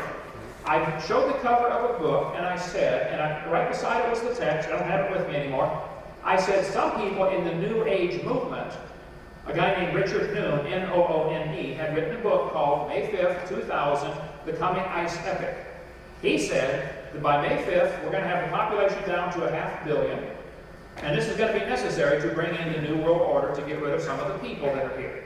All I did was say, some people in the New World Order would like the population reduced to 500 million by May 5th. How many heard me say that in my seminars over the last few years? I never said it's going to happen. I said some people in the New World Order would like it to happen. Now correct your seminar, please. Don't accuse me of saying that. I don't set any dates. I don't know when the Lord's coming back. Could be tonight. I hope so. Anyway. You mentioned that I said 5 billion people could drown in Loch Ness and nobody would notice. Now that is just simply bad journalism or a lie. I said in my seminar, 5 billion, actually 6 billion people could drown in Loch Ness and nobody would show above the surface. That is indicating the volume of that lake is big enough to hold the entire population of the world. That is not saying nobody would notice. Now correct your seminar, please, okay? I never said that, and don't accuse me of being a liar, because all I said was, and you check out the volume of Loch Ness, it will hold the bodies of 6 billion people. Figure it out for yourself, okay?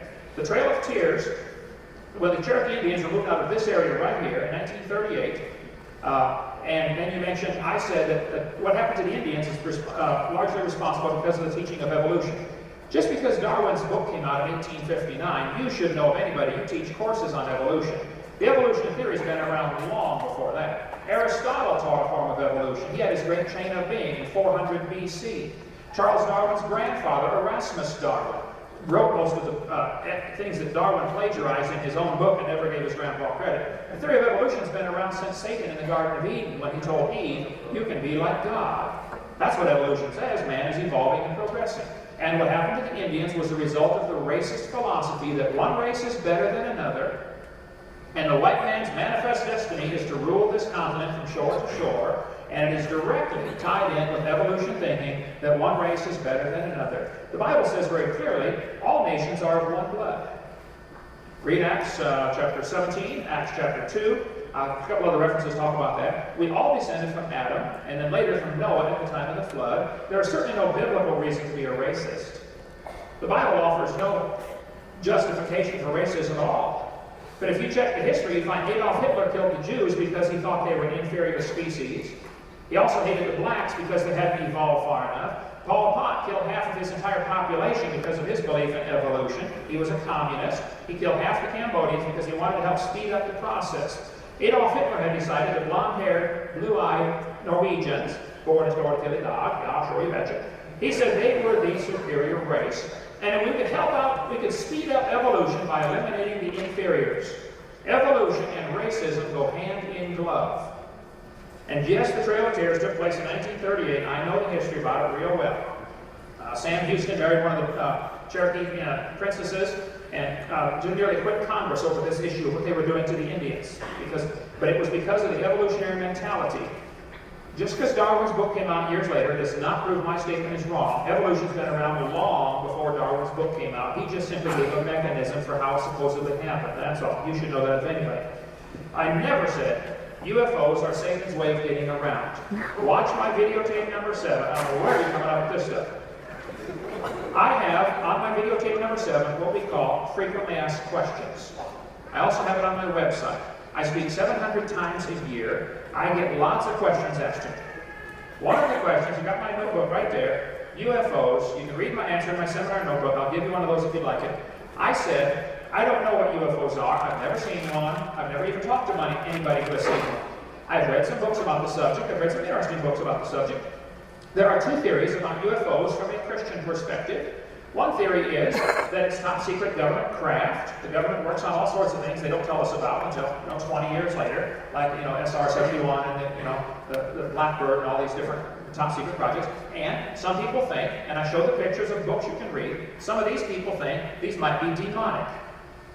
Satan needs a way of getting it. He can only be one place at a time, whereas God can be all places at all times. And so some people think Satan might use UFOs as his means of transportation. I never said I believed it. I just said these are the 2 theories I'm aware of, and these are the books that talk about this. Now you go study the subject for yourself. So don't accuse me of believing something like that. I think it's getting pretty desperate when you have to resort to ad hominem attacks like you did tonight and accuse me of things, and you don't even do your research to find out if I'm right or not, or what I said. I didn't say any of those things. Now, that's why I much prefer a point-by-point discussion as opposed to have to stand up and defend myself, because we left an awful lot of things hanging about evolution theory that really ought to be discussed tonight. You mentioned in your initial presentation that development is evidence for evolution. If you are implying by that the human embryo has gill slits, I would certainly hope you're not meaning that, because that was proven wrong in 1874. If that's what you're implying, then shame on you. You ought to quit your job at university and get an honest job picking peaches or changing tires and quit deceiving these kids. You're not talking about the gill slits. You think we have evidence of evolution from development of different animals. When you get time, please expound on that, because I'd like to tear that one apart very piece by piece, very slowly. Okay? All right. I don't mind standing up and defending what I believe, but if I get falsely accused, I'm going to defend myself. I think everybody has the right to do that, and I have been falsely accused tonight. How much time do we have left? You have 3 minutes. 3 minutes, okay. You said the eye, what you gave is interesting. What's the right word for that never mind, doesn't matter. You said about the human eye, you said it is, number one, you said it's poorly designed, therefore there are 2 conclusions we can come to. Either there is no intelligent designer, or God loved octopus better than humans. This is called, I forget the term for it, maybe somebody can help me, where you give 2 false options, neither of which is right. Who do you want to vote for, the Democrats or the Republicans? Maybe there's another option. No. There's another option that maybe the designer designed it right and you don't understand why it's designed that way. I mean, that's the option you never even mentioned. So you give two options as if that's the only two. Then what's the average student in his class going to think? The average student's going to leave that class mocking God, thinking God made a mistake by designing an eye with the blood vessels in front of the retina. The blood vessels need to be in front of the retina or you'll go blind. They block UV light. You better study it out some more. You mentioned about the whale evolving. I guess I need to show you the picture of that one. I'll never get there in 3 minutes. Somebody bring that up during Q&A, please, and we'll get into the whale. The whale has little bones in his pelvic region that are not used for walking on land. That simply amazes me that anybody would still teach that after it's been proven wrong so long ago. Those little bones in the whale are necessary for muscles to attach to that are essential in reproduction. The whales cannot reproduce without those little bones and those little muscles. It has nothing to do with walking on land. Let's see. We've got 3,500 pictures in here. It takes me just a few moments to find them. Here we go. I was in a different program, I would have hyperlinks. Okay. Children's book on whales. Just imagine whales walking around. It's true. The whale has a vestigial pelvis. Vestigial pelvis in this whole biology textbook. Here are the bones we're talking about. Go to the Los Angeles Museum of Natural History and you will see those little bitty bones hanging down right there. Yep, you can walk on land all right. There's the proof.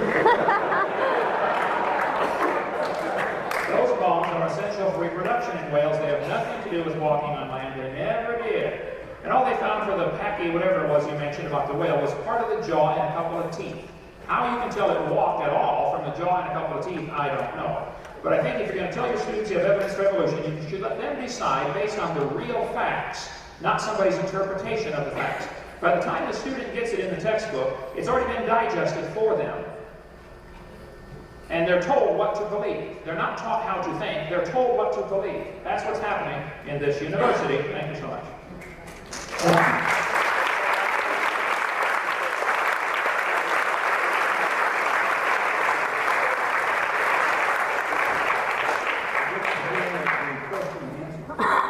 And my commendations to the audience, I can't possibly get through all these questions.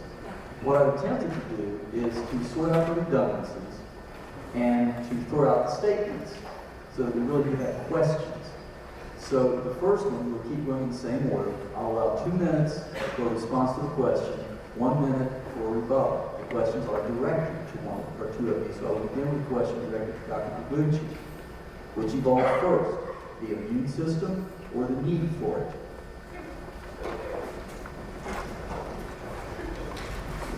Good question. Let me use the first 30 seconds of my time to make one interesting point. What you heard a few minutes ago was very interesting. This is, my biology was obviously, and anybody that knows the meaning of those words should realize, not an dominant attack. An dominant attack is when you attack the character, not of somebody, not what somebody says. I attack what somebody said. I don't have any personal kind of problem with Mr. Hovind's character. And by the way, all of my information is very well documented, so one of us is mine. I haven't seen your tapes, I've seen your website.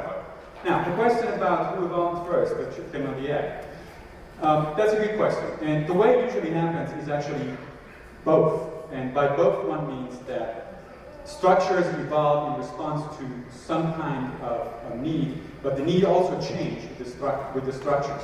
In other words, the evolutionary process is an interactive process. It doesn't happen all at once, all of a sudden. Now there is a problem, the environment poses a problem, and I have to come up with a solution. That's a simplistic way of thinking of evolution, which unfortunately many people get exposed to in introductory biology courses or in high school. The real thing is, the real way it works, is that the environment changes part because it is changed by the organism that lives in that environment, and vice versa, the changed environment provides an impetus for the change of the organism. So it's a co-evolutionary process, what's referred to as a co-evolutionary process. Now, in terms of the immune system, I will have to give the specific references to what we know about the evolution of the immune system. So if that person can email me, I can do that. What happens in the case of the immune system is that you can look at the evolution of the immune system simply because the immune system in humans is fairly sophisticated. In fact, in primates and mammals in general is fairly sophisticated. But there are other immune systems across the animal world, which are much simpler. And so you can look at actually some of the intermediate steps of the evolution of these systems, and that gives you a better understanding. If you're trying to understand something that is at the end of an evolutionary process, or it's the result of millions of years of evolution, you're not going to be able to understand it unless you think in terms of what kind of intermediate steps could have possibly brought an organism from here to there. Dr. Hovind? That's a good question. I think if you go back and watch the tape, anybody would agree it wasn't an ad hominem attack, it was an attack on my character. I think, and that was my take on it anyway. If it wasn't, I apologize, but I did take it that way. Okay, which evolved first, the system or the need for it? This is one of millions of corollary questions that could be asked like that. Which evolved first, the digestive system or the appetite? And if you have an appetite but can't digest the food, what good does it do? And if you have a digestive system but are hungry, what good does it do? I mean, there are millions of examples like that that could be given.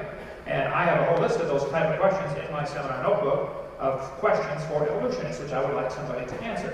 You can get one of those on the back table. By the way, my material is not copyrighted. You can get my material if you're a tightwad or a skeptic and you just want to keep your money. Well, I won't loan it to you. I'll sell it to you. And after you're done, I'll write it back. You can send it back, get your money back minus the cost of the shipping, whatever that is. So that's a good deal for you there. Okay, I think those millions of symbiosis-type systems or relationships are evidence that it could not have evolved. Thank you. It couldn't have evolved. It had to be designed. He said structure evolves Dr. with Hovind, need. there's a question directed for you in the Okay. next 2 minutes. Explain carbon dating and why it is wrong. 2 minutes. I have about a 30-minute answer on my website. Carbon dating is very fascinating. I've studied it quite a bit. I think that people that really study the subject of carbon dating will say it's interesting, but there are too many problems with it. It does not work very well, if at all. Carbon dating, I'll just give you a couple of examples in the 2 minutes here. I could explain how it works if you'd like with radiation striking nitrogen degrading carbon-14. I think once a student understands how it works, all of a sudden the mystery is gone, and then they will realize, hey, this doesn't work. Okay, just a couple of examples here. Living mollusk shells were carbon dated 2,300 years old. Oh, they're still alive. Freshly killed seal, carbon dated 1,300 years old. Shells from living snails, carbon dated 27,000 years old.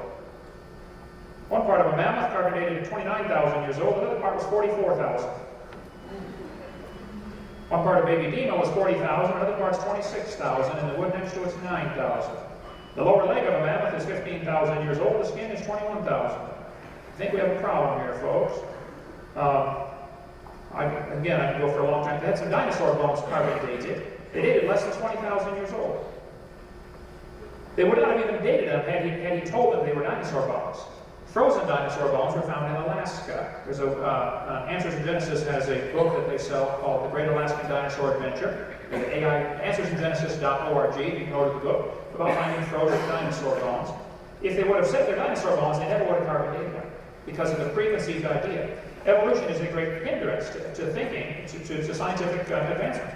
Carbon dating is not how they date things. They did it with the geologic dating. One last thought. Time's up. Okay.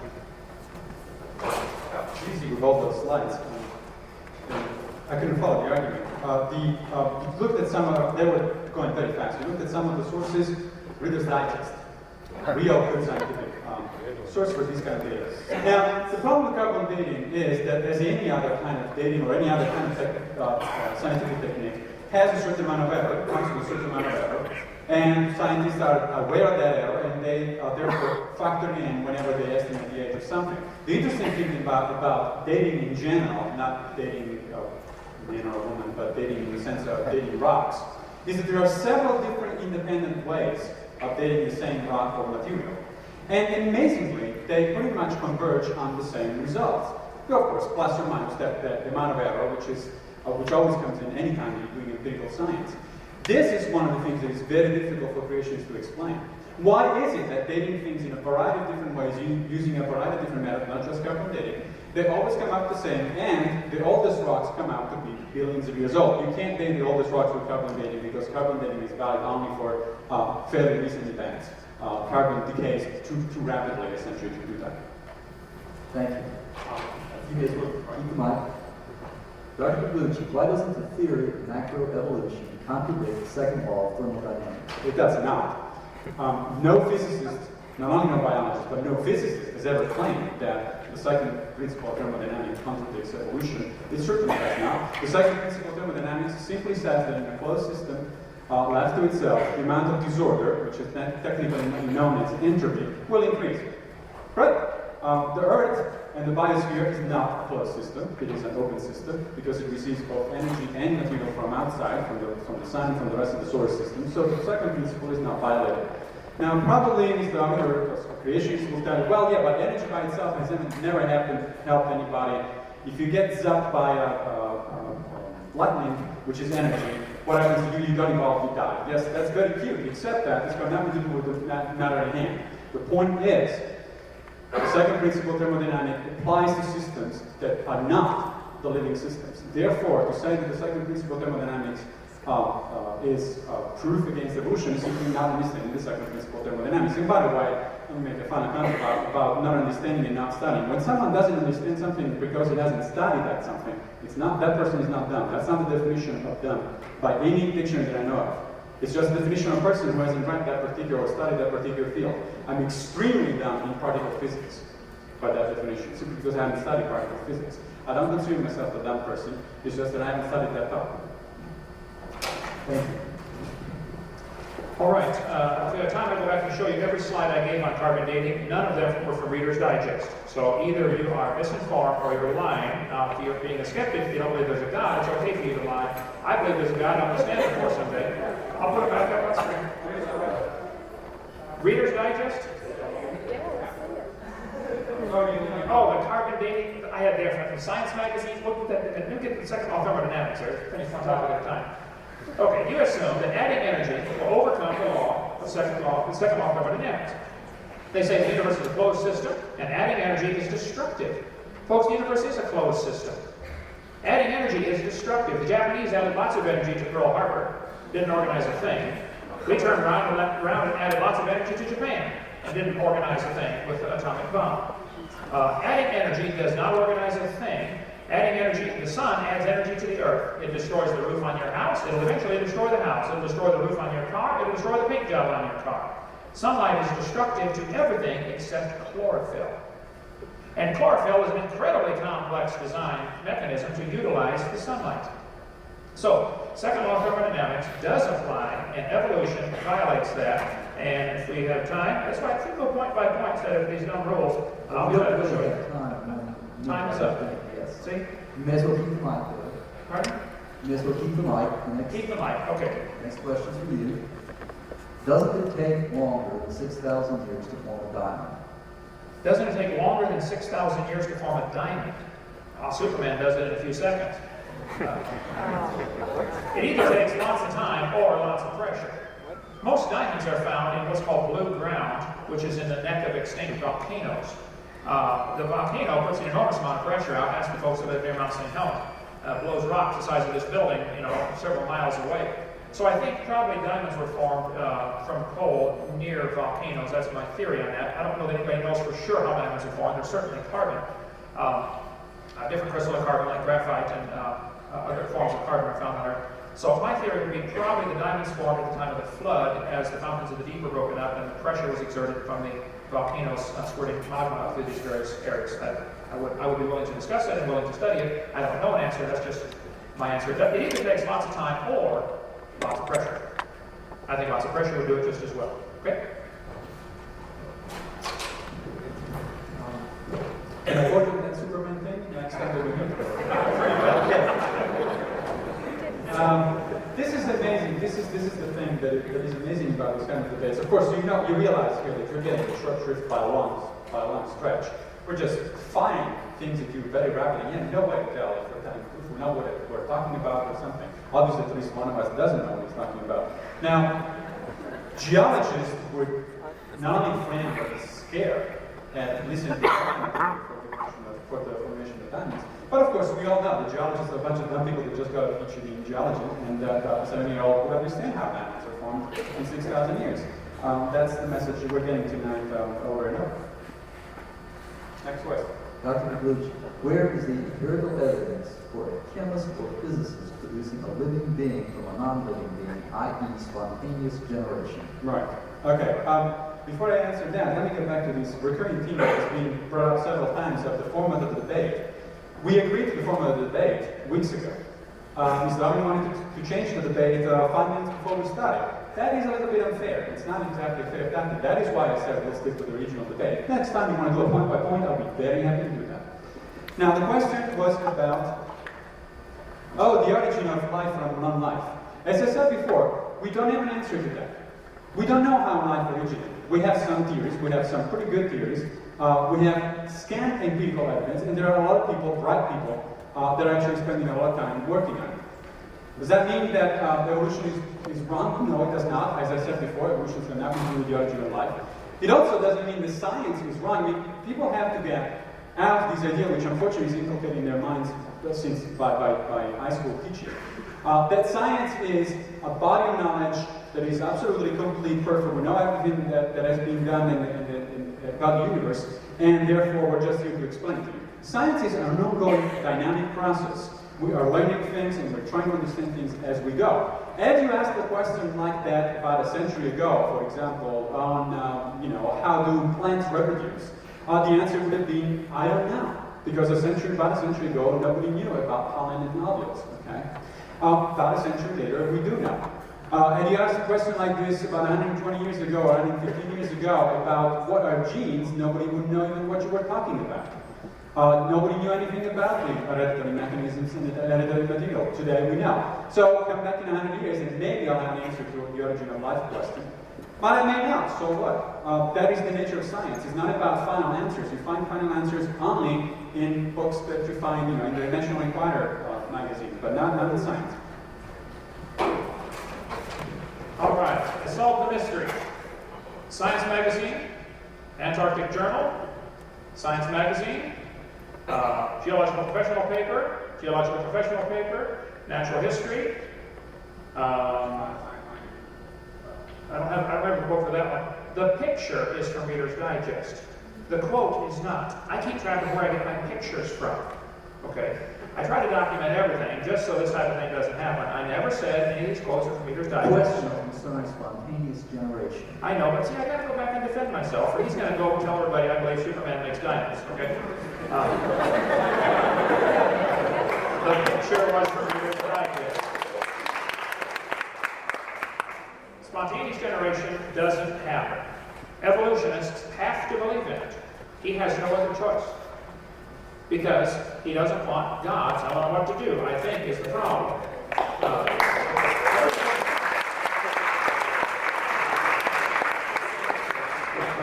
This question for you. What mechanism limits microevolution to keep it from working on a macroevolutionary level? What mechanism limits microevolution? Well, the Bible clearly says the animals will bring forth after their kind. The kinds, apparently, those that originally were able to bring forth, reproduce. Now, they may have diversified to the point where they don't normally reproduce. Lions and tigers don't normally breed, but they might have had a common ancestor. They have been bred in captivity. A liger and a tiger have been produced, depending which one is the father or the mother. Even a dolphin and a whale, killer whale, were crossed, and they got a whalebone. One of the zoos, I think San Diego Zoo or Hawaii Zoo, one of them had the... Anyway, I think the mechanism is a genetic code that simply prevents them from crossing. For instance, humans have 46 chromosomes, chimpanzees have 48. So does tobacco, by the way, it has 48. That proves tobacco and chimpanzees are identical twins. I know I'm going to get quoted on saying I believe that. I'm making a joke, folks, okay? I don't believe that. I think if you read in my seminar notebook, I've got a chart showing the chromosome numbers of different various animals. It's kind of a spoof on evolution, showing that it doesn't follow the predicted pattern. I think there is probably a DNA mechanism that prevents this crossing of different kinds. That's designed into it. God said to bring forth after their kind. There's never been an exception to that. It's interesting that creationists will keep coming up with the word kind, which is not a biological term of any sort. Anytime that I ask the creationist to define exactly what does he mean by kind, I don't get an answer. How many kinds were of Noah's Ark, for example? You want to guess? Probably about 10,000, I Yes. 10,000. If that is true, from 10,000 kinds we got the 7 million species of organisms that live today on Earth, you believe in a heck of a lot more of evolution than I do.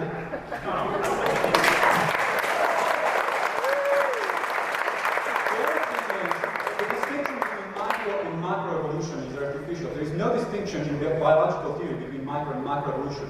Macroevolution is simply microevolution writ large over a very long period of time. There is no difference that anybody can figure out, and I still haven't had a creationist be able to tell me what the difference actually is. Next question. If evolution is right, what is the purpose of life? I don't know. I'm not a theologian. I'm not a philosopher. Well, I'm studying to become a philosopher. So maybe 4 years down the road, I might give you some hint to that. I have no idea what the meaning of life is. And if you think you have an idea of what the meaning of life is, great. My personal preferable and preferred answer is the movie from Monty Python. That's where I get my meaning of life. That is a joke. 42. Quote me. I don't know that biologists are now in the business of giving the meaning of life. The meaning of life is a very serious thing that every single one of us has to look for by himself or herself. And if you want to do it within a religious framework, it's great. If you can find meaning of life within that framework, I have no problem whatsoever. That doesn't have anything to do with evolutionary biologists. Evolutionary biologists, contrary to what person think, don't go around teaching atheism and don't go around teaching the meaning of life. We've got nothing to do with it. To me, it'd be a moot question because evolution isn't right. So you said if evolution is right, what's the meaning of life? Well, evolution isn't right, so the question is meaningless. I think there certainly is a meaning to life. I think God designed us to have fellowship with Him. I think we were made in His image, and then today, like an old coin in your pocket gets worn out, you can hardly see the image anymore. I think our image is a little, worn out compared to what it used to be. Some folks really don't resemble God at all. But that was, we were originally made in His image, and He designed us to have fellowship with Him. And I'd be glad to introduce you to him afterwards if you'd like. Dr. Hovind, what is the difference between empirical science and origin science? Empirical science deals with things that we can observe or test or measure or weigh. With the word empiricism, I believe you can look it up in a dictionary. I don't have that with me now. But origins really is outside the realm of science. It gets into the metaphysical. You have to believe in certain things. It's not observable or testable. You can't measure it or weigh it or prove it in the laboratory. So origins really has nothing to do with science and should not be involved in any science classes.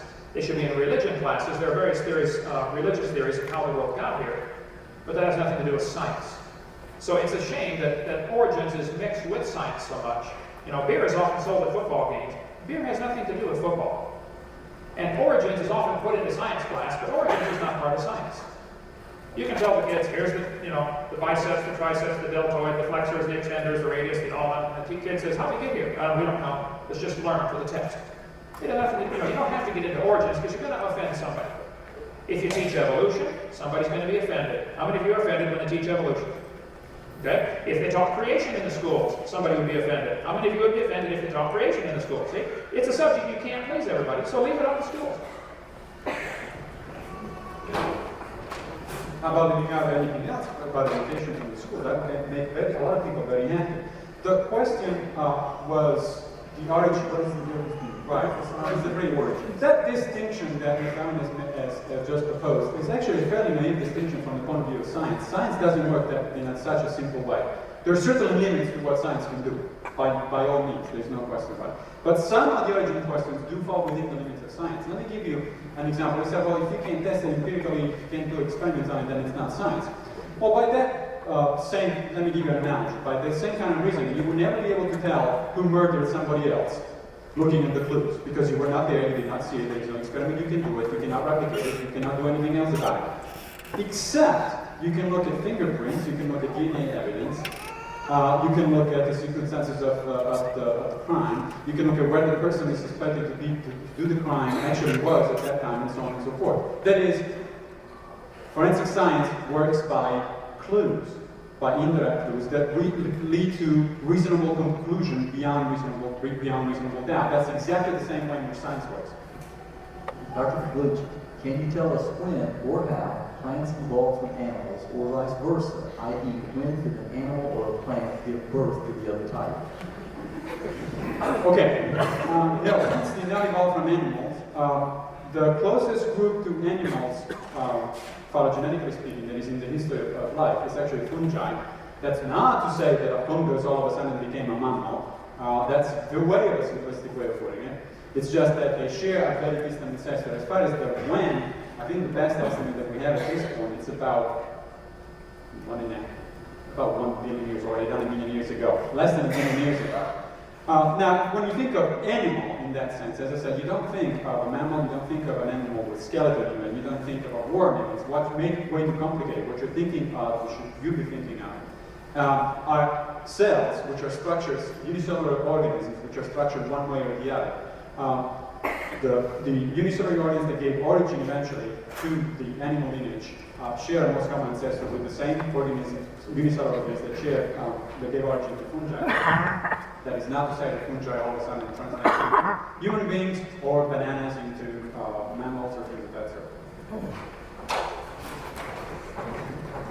Okay, repeat the question, please. Can you tell us when or how plants evolved from animals or vice versa? When or how plants evolved from animals or vice versa? Well, it didn't happen. God made the plants on day 3, He made the animals on day 6. He designed them for their functions and things that they do. I think if we go back and listen to the tape, we'll find Dr. Pigliucci did imply very strongly that fungi and animals have a common ancestor, but it didn't happen quickly, it happened slowly. Now, if you're from Harvard, of course, that happened quickly. Like Stephen Gould says, punctuated equilibrium. So if you want to believe that, you're welcome to believe that. That's not science. That's not empirical. Fungi are still around today. Okay, why don't they do it again? Let's evolve something else. Let's evolve another animal from fungi. You got plenty of research money. You ought to be able to do that in your laboratory. Okay. Dr. Hovind, how do you explain dinosaur extinction? How do I explain dinosaur extinction? I would say they're probably not even extinct. There are probably a few still around. I think that in the flood in the days of Noah, millions of animals drowned, and plants and everything else. The flood explains the coal we find in nice neat layers all over the world. Pressed plants. There's a layer in Wyoming, 10,000 square miles in the Powder Bluff Basin, whatever it's called. At some places, 200 feet thick. I think the flood is the only explanation for the fossils at all. I think animals don't fossilize unless they're buried. And I think what happened to the dinosaurs after the flood, those that survived by being on Noah's Ark, probably babies, of course, people killed them. All through history, there are stories of people killing dragons. They called them dragons until 1841, when the word dinosaur was coined by Sir Richard Owen. There was no such word as dinosaur until 1841, so people were killing the dragons, and most of them exterminated by man. Possibly a few stragglers still alive. They're mentioned in ancient history. They find them on all kinds of ancient pottery. Artwork shows pictures of dinosaurs, cave paintings, cliff paintings. There's overwhelming evidence that they've lived with man. We'll cover that in video number 3. Start back all over. The dinosaurs probably went extinct because of an impact of an asteroid. We have found a crater. The crater is still visible underwater outside of the Yucatan Peninsula in Mexico. There is geological evidence of the impact of that crater, and the material that meteor was made of was actually scattered all over the world. There are beautiful geological strata in Italy, for example, where I was born, where that show the same exact sequence and the same exact material as in the Yucatan Peninsula. All of these data are very difficult, if not impossible, to explain within a creationist perspective. And dinosaurs don't walk the earth right now. Just please find one and bring it here, and then I'll believe it. Dr. Bucci, how does the Triceratops example prove evolution when they are all variations of the same animal? Well, that's a matter of opinions, I guess. No, they're not variations of the same animal. What do you mean by variation of the same animal? Was that a kind?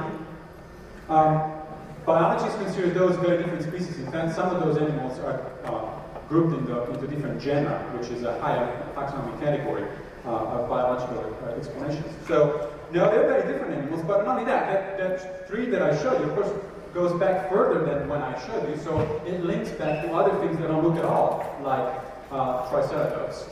There are other kinds of dinosaurs, and there are intermediate fossils. Now, does that prove evolution? Science is not about proof.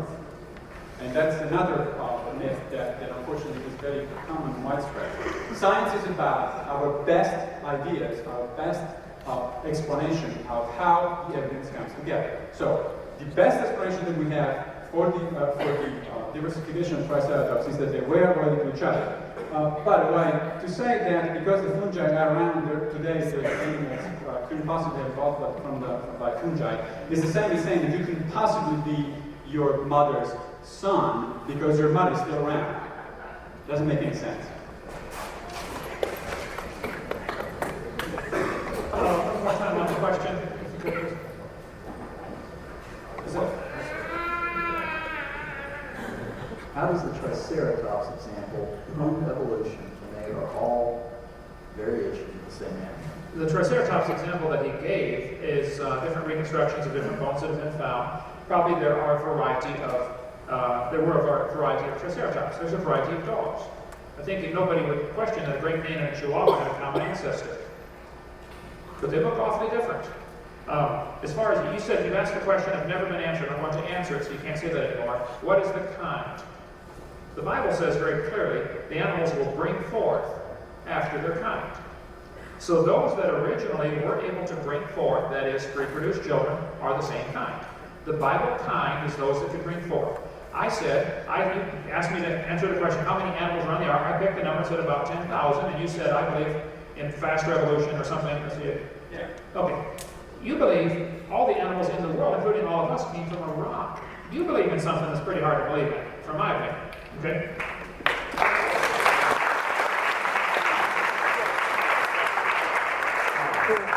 I don't believe the Triceratops evolved from anything. There might have been a variety of Triceratops. There's hundreds of varieties of birds and hundreds of varieties of dogs. There might have been hundreds of varieties of Triceratops. How do you explain Mendelian genetics? Say that more.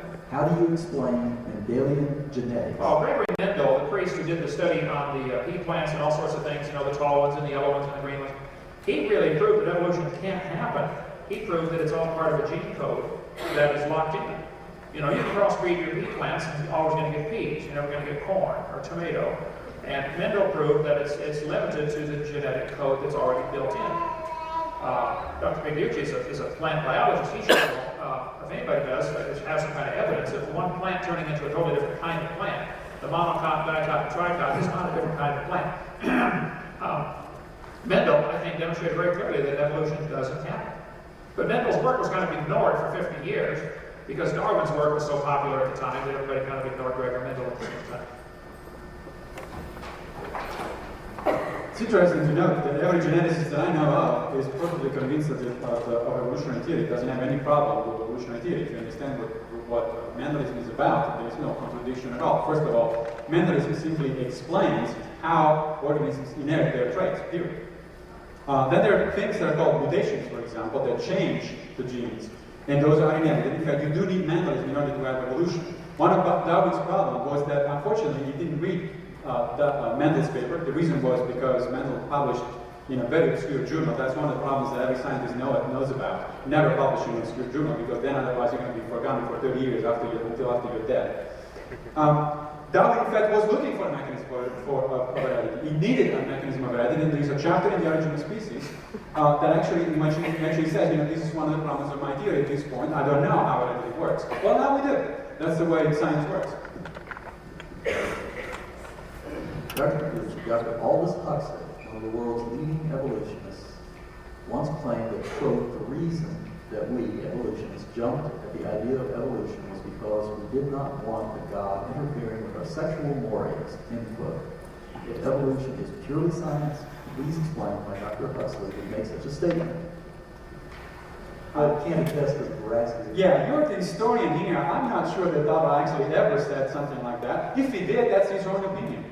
It's got nothing to do at all with the evidence for evolution, and which is entirely independent of the opinions and particular religious beliefs or ethical beliefs of any scientist. As I said before, scientists happen to have an enormous variety of religious beliefs. There are scientists of all sorts of religions or non-religions.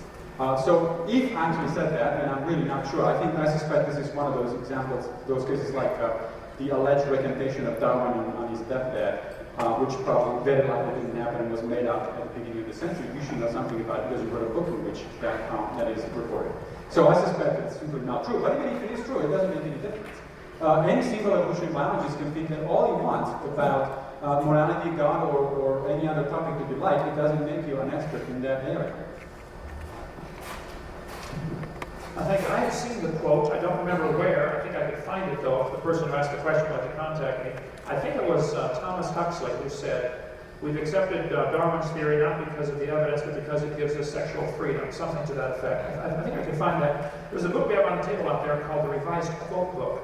That their words may be used against them, which contains thousands and thousands of quotes from scientists from all the ages, and there's a CD in the back, which you can look at it very quickly on that CD. Probably find it on there. Okay, so I think it's pretty obvious, if evolution is true, you have no basis to determine right from wrong. There's no absolute moral authority. If evolution is true, Hitler was right. Hitler was certainly trying to promote the evolutionary theory. You can read many folks who've written about him and say, yeah, that was his goal. I ask people this question all the time. Maybe you've got an answer, Dr. Bigliucci. If evolution is true, how do we determine right from wrong? Where is the standard to determine right from wrong, if evolution is true? If evolution is true, the strongest survive. It's tooth and claw, struggle for life. And the biggest guy, wins. But if the Bible is correct, then God decides right from wrong. And some people don't like that idea because it chaps their mind. Next question. Get some Vaseline, man. You're going to need it. We'll be judged by that. What is the purpose of the other planets and stars? What is the purpose of the other planets and stars?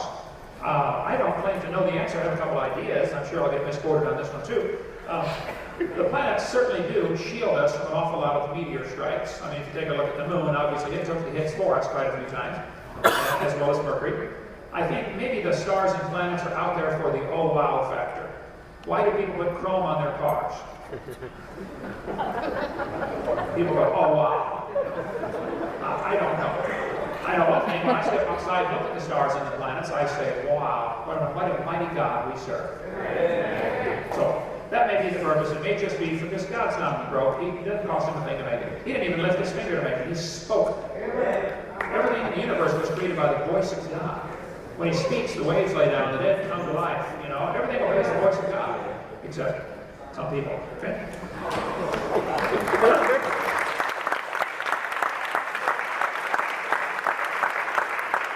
It wouldn't be much easier to put a bunch of light bulbs up there and not waste all of that precious energy and matter. And by the way, how would you explain, based on that hypothesis, the fact that the overwhelming majority of stars are simply invisible?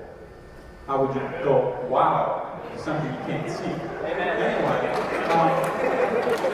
the question was the reason why the stars and planets are there. I don't know. Nobody knows if there is a reason. First of all, the question assumes that there is a reason. That may not be a reason. As far as I know, there may not be a reason. If there is a reason, it's certainly not something that an evolutionary biologist would ever be able to tell you, for one thing. You should ask it at most a cosmologist, and even a cosmologist I think they would have some problems telling you anything about meaning. Science is not about meaning. Meaning, you have to find it yourself. Science cannot give you that answer. Next question. Monkeys evolved into humans as a result of unfavorable environments. Why do monkeys continue to exist? The grandmother is back. I already answered that question. I think, could we go to another one, or do you want to give an answer to that? That's fine. Please name some absolute evidence for evolution. Absolute evidence for evolution. Well, I don't know what that means, actually. Absolute. Well, I don't know. The fact that the HIV virus is changing under your very nose is pretty absolute to me. That is a kind. Yes, the virus hasn't turned into a banana yet, but nevertheless, it is evolving under your very nose. The fact that you might have problems getting infections because antibiotics have selected, by natural selection, for more and more resistant bacteria is another example of a pretty absolute. You can observe it yourself. The fact that you cannot spray any more pesticides in your garden and get it clean of pests because pests have evolved resistance, well, that's evolution happening under your very nose, so I consider that pretty convincing evidence. There's a lot more than that. You can look at the DNA similarity organisms. The fact, how do we know that fungi and animals are more closely related to each other than either one of them is related to plants? Because if you look at their molecular structure, their DNA today, it is much more similar than either of them is to plants. I would say there is no absolute evidence for evolution above the microevolution examples which I gave earlier. Now let me take the rest of my 1 minute on the stars. The Hubble telescope was asked to look for 10 days at one spot that they thought was black. After 10 days of viewing a spot about the size of a grain of sand held at arm's length above the Big Dipper, they discovered after analyzing the pictures there were more stars than they could count in that area. And I said the same thing. Wow. That's what I said a minute ago. That's for the oh wow factor. And it worked. Great. Thank you.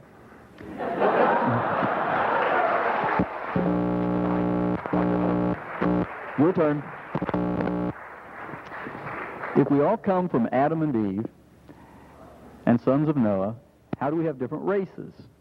How do we have different races? I guess, studying this for quite some time, I've come to the conclusion races is a bad term. We have different colors of people. I think it's very divisive to talk about different races. And I've got that answer on video. Like I said, I have 3,500 pictures. I can't call it up quickly. There are several different theories of where the different skin colors came from. I tend to believe probably the Tower of Babel after the flood is the most likely theory. About 200 years after the flood, there were probably a few thousand people in the world by then. And they were decided to build this tower, you know, in spite of God's commands to get out and spread out and replenish the earth and all that stuff. And so they decided in rebellion to God to build this tower. God came down and confused their languages. The people had to go off then marrying somebody from their own family. Now, in the original creation, this would not be a problem with the pure genetic code. He married sisters with no problem. Adam married his rib with no problem.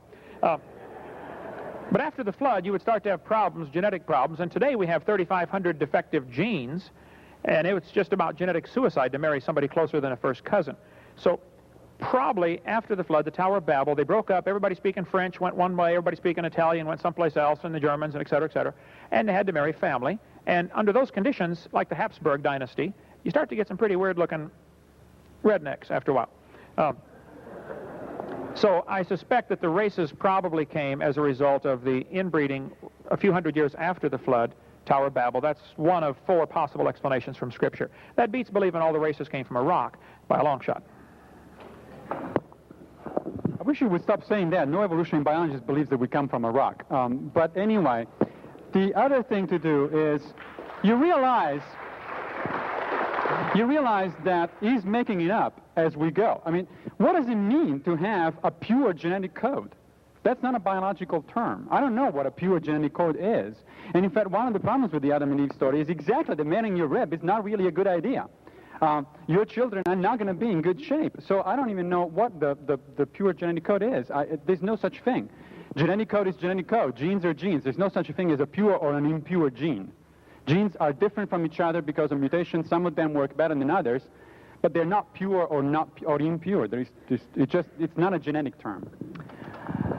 What mechanism would you propose to insert new information into the genetic code? Mutation seems unable to do this. I'm so glad somebody asked that question.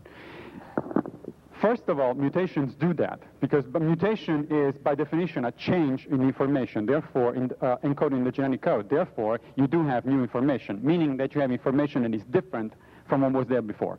If by new information you mean additional information, additional quantity of information, there are several mechanisms that do that. They go under the names of gene duplication, chromosomal duplication, and polyploidy. These are observable under laboratory conditions. You can come to my lab and do it yourself. In a few days or a few weeks, you can actually multiply genes and multiply by natural occurrences, not by artificial means. You can observe genes duplicating themselves, and you can observe chromosomes multiplying into organisms in a way that then they become stable. They have added, essentially, genetic information. So adding genetic information is not the problem. The real question is, what do you do with that genetic information? That's where natural selection comes into play, and it screens out things that don't work very well and keeps things that work a little better. Incidentally, natural selection is not what's called an optimizing mechanism. That is, it doesn't produce perfect things. Sometimes evolution is called the survival of the fittest. A better metaphor is the survival of the barely tolerable. If you're good enough to survive, then you're in, and if you're not good enough to survive, then you're out. Okay, mutations do not produce any kind of evolution, Pierre Gross says, who's a strong believer in evolution. Mutations are a rescrambling of gene code. It doesn't give you any new information. Polyploidy, as you should know, if anybody being a plant botanist, that just simply doubles existing information. It doesn't give you new information. It's a copy of the original code. This bull, for instance, has 5 legs. No new information has been added. He has a copy of a leg put in the wrong place. That's not new information. Here's a short-legged sheep. No new information added. This is a mutation. Two-headed turtle. There's no new information. It's a doubling of information. That is not evolution, and it's not ninja. It's just a mutant turtle. It's scrambling. This biology textbook shows the kids a mutant fly. It says normal flies have 2 wings. This mutant has 4. This rare mutation, like most mutations, is harmful. Beneficial mutations are the raw material for natural selection. Well, excuse me, but why didn't they show us a beneficial mutation? Nobody's ever proven one. And if you did have a beneficial mutation, who would it marry? And who would the grandkids marry and the great-grandkids? You got a real serious problem here. Nobody's ever proven a beneficial mutation, and scrambling information that already exists is not creating new information and doubling the copying the code. I'm embarrassed that you would say polyploidal is an example of new information. You, of anybody, should know it is not new information. Dr. Hovind, you acknowledge that variations exist in creationist view of the origin of life, i.e. zebras, horses. All life began 6,000 years ago. Where is the evidence of the birth of these variations? Surely someone would have witnessed the birth of a zebra from a horse or the Great Dane from a Chihuahua. The question is a little convoluted and confusing. Start again. Okay. You acknowledge that variations exist in creationist view of the origin of life, i.e. zebras and horses. All life began 6,000 years ago. Where is the evidence of the birth of those variations? Surely someone would have witnessed them. I don't think there's any question that variations happen. The question is, how far can it go? As far as the horse and the zebra having a common ancestor, I don't know when it happened, or even if it happened. I suspect that it could have happened, and that would be a legitimate field of research for scientists. But then to conclude that horses and bananas are related is way beyond the observable evidence. And I showed you from the textbooks, they do teach the kids we all came from a rock. That's what it boils down to. I know you don't like me saying that. Well, you ought to get rid of that dumb theory, and I wouldn't have to say it. Variations happen, but they have limits. Okay, farmers breed for bigger pigs, but they're never going to get a pig as big as Texas. Roaches become resistant to pesticides, but they will never become resistant to a sledgehammer. Okay. Yes, variations happen, but they're limited, and they always produce the same kind of plant or animal. That's not evolution. And the information for the variation is already present in the gene code. Nothing new is ever added. The gene pool of the new variety is now more limited. Somebody spent years developing a Chihuahua. All that work to make a 100% useless dog. Genetic information is lost when you get a variant. Ask any farmer that raises anything. The further you get away from the norm with your hybrid, the more problems you start to have. Either disease resistance goes down, or like the Great Danes, or many dogs have hip dysplasia, you get problems. You might get one desirable trait, like a cow that gives more milk, but you always get some other problem someplace else. And if you turned all the dogs in the world loose back into the woods, 90% of the varieties we have today wouldn't survive. Up in Alaska, probably the long-haired ones would survive, and in the desert, the short-haired dingoes would survive. But you're always going to have a dog. That's not new information.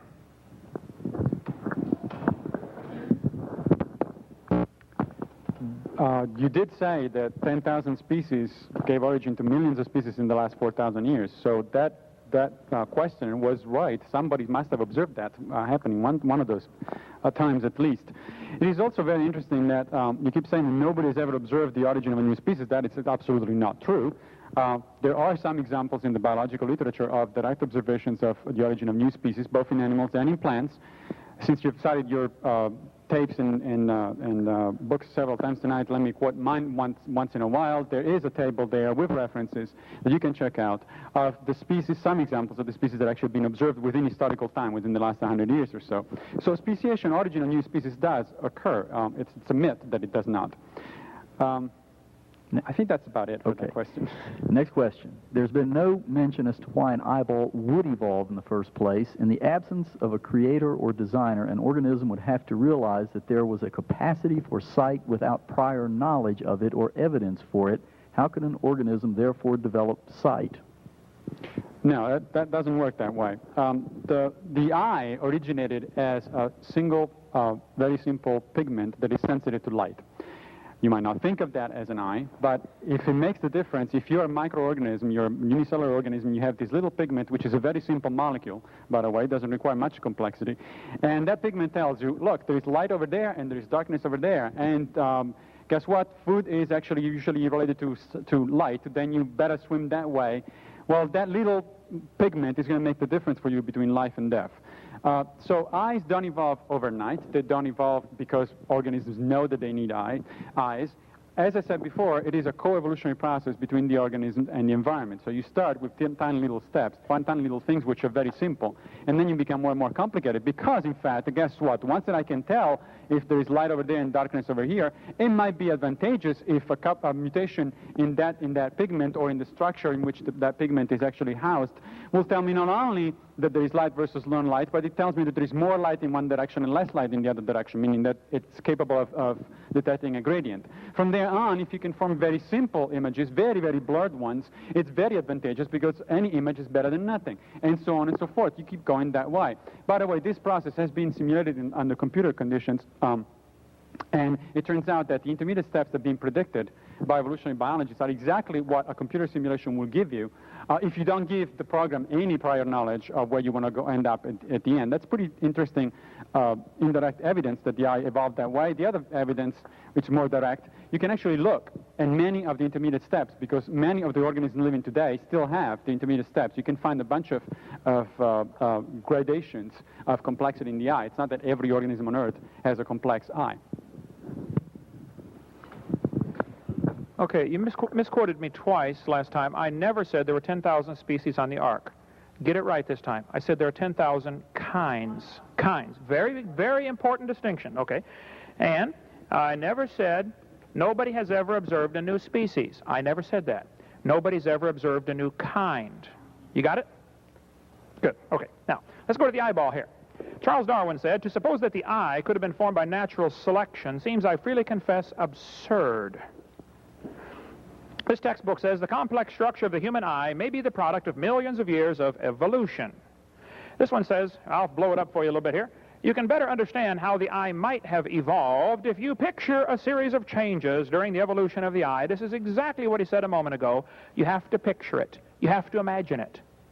It doesn't take place in reality. You have to imagine how it happened. Imagine an animal with a spot that is sensitive to light. That gives him an advantageous, an advantage over those that don't have this spot, and therefore he's going to survive and the rest are going to be killed. See, evolution is based on death. One animal evolves a little better than the rest have to die in order for that one with the spot to take over the population. Evolution is based on the idea that death is wonderful, death is good, death's how we get ahead, the bad ones have to die. Thank you. That is exactly the opposite of creation. The Bible says God formed the eye. That's the way it happened. Next question's for you. Dr. Hovind's argument would be nullified if it could be conclusively proven that God does not exist. Please address the existence of God from a purely scientific perspective. Address the existence of God from a scientific perspective. Here we have an example of somebody defining the argument, and by the definition of their terms for science, of course, they say science has to be observable, testable, demonstrable, and that's going to automatically exclude God. Well, if that's they've set up the parameters where it's a no-win situation for the creationist. I think that we have the same situation for those who teach evolution. They believe in the existence of all sorts of things. They believe there are beneficial mutations, though nobody's ever proven one. They believe an animal can produce a different kind of animal, though nobody's ever observed one. It's not part of science. I cannot scientifically prove the existence of God. I can tell you he changed my life a whole lot 31 years ago. Anybody else in that boat? Yeah. There's my evidence right there. Changed lives. He can make the prostitute pure, make the drunkard sober, and make the liar quit lying. He can do amazing things. I would like to remind Mr. Hovind that this is a scientific debate. We're not in a church. If we want to do something like this in a church, that'd be fine. What was the original question? Dr. Hovind's argument. Time for me. Dr. Hovind's argument would be nullified if it could be conclusively proven that God does not exist. Please address the existence of God from a purely scientific perspective. Right. Well, as I said, the existence of God, I mean, so on this one, Mr. Allen is definitely correct. The existence of God is not a scientific question, not because that doesn't mean that science excludes, I mean, the interpretation is science excludes anything that it cannot analyze. That's a fallacy, and that's a fallacy that plays in his field, but it's completely untrue, and I don't see why he insists in making it. The fact that something cannot be analyzed scientifically doesn't mean it doesn't exist. Okay? Our science, as far as I know, cannot analyze why certain people are so fond of the Three Stooges. Does that mean that there are no people out there that are fond of the Three Stooges? Of course not. Science cannot tell me, at this point at least, why is it that I'm so fond of Monty Python. But then, nevertheless, that doesn't negate that fact. So the fact that there are things that are outside of science, it's not equivalent to say that those things don't exist. On the other hand, I will call again on Hume's dictum. You're making a very extraordinary claim, so where's the evidence? Not scientific, but what kind of evidence do you have at all? Can any known organism be traced back all the way to one cell? Yeah, you were born that way, whoever answered that question. The process of development is not well understood. That is one of the other things. There's a large number of academic journals on people working on developmental biology. Developmental biology is something that we know a lot about, but we know an awful lot. There is an awful lot that we don't know about. But nevertheless, you can observe the development of anything from one cell. In fact, everything develops from one cell. Now, in historical times, how would that happen? Well, I don't see what the problem is there. I mean, if you can see it under your nose over the span of a few hours or a span of a few weeks, I don't see what the problem would be over the spans of millions of years. All you need is, for example, a unicellular cell originally that has a mutation and duplicates that cell without then separating them. Now you have a multicellular organism, a two-cellular organism. Okay? If that gets inherited because of the mutation was heritable, then you now have multicellular organisms. It's not that simple. I'm simplifying the situation here, but I don't see any conceptual problem with that kind of thing. Incidentally, this duplication or addition of information, I did say that polyploidy duplicates information. Then mutations come in and they change that information, which means that when you add together the process of polyploidy, which is chromosomal duplication, plus mutations, you have actually created new information, contrary to what you just said. Okay. You mentioned, read the question one more time so I get to phrase it right. I hate to keep doing this to you, but this is my point-by-point argument again. Let's go point-by-point next time. I'm sorry, can any known organism be traced back all the way to one cell? Can any known organism trace back all the way to one cell? If you mean as far as evidence that it evolved from a one-celled creature, absolutely not. What he gave was a far cry from an example of evolution. The human being starts off as one cell and becomes a man. That is because it's following a genetic code. If that's your example of evolution, you're either confused about what evolution is, or you're trying to, again, grossly oversimplify this process. Everything comes from one cell. That is because there's a code it's following, and there's an enormous intake of energy. To get my son from one cell to 22 years old and 6 foot tall took a huge amount of food. There was energy put into this thing. So that is not evolution. If you're teaching your students that that's an example, going from one cell to a fully grown human, that's an example of evolution, you're deceiving your students because it's following a complex genetic code and it is taking in information from the outside. That is not an example of evolution like taught in the textbooks. And by the way, where are the two-celled creatures in the world? It would have to go, there are millions, zillions of one-celled creatures. Where are the two-celled or the three-celled or the four-celled? They don't exist, folks, and he ought to know that. They don't exist. There are colonies that get together and do functions, Volvox and stuff like that, but that's a colony of cells. Each one is still an individual cell. That's not anything similar to a tissue or an organ, and there just aren't any. Evolution falls flat. And you talk about Hume's dictum. You're claiming that all life forms came from one cell. You better have some extraordinary evidence of that. What about divinely inspired evolution? What about what? Divinely inspired evolution. Divinely inspired evolution. I would say that would be a retarded God that has to use evolution. First place, there's no evidence for evolution anyway, so why should I compromise a perfectly good Bible which has never been proven wrong with a dumb theory which has never been proven right? I wouldn't want to make that trade-off. And plus, I would not worship a God that has to use suffering and misfits and death and blind chance and doesn't know what he wants. The God that I worship made it right first time. No mistakes.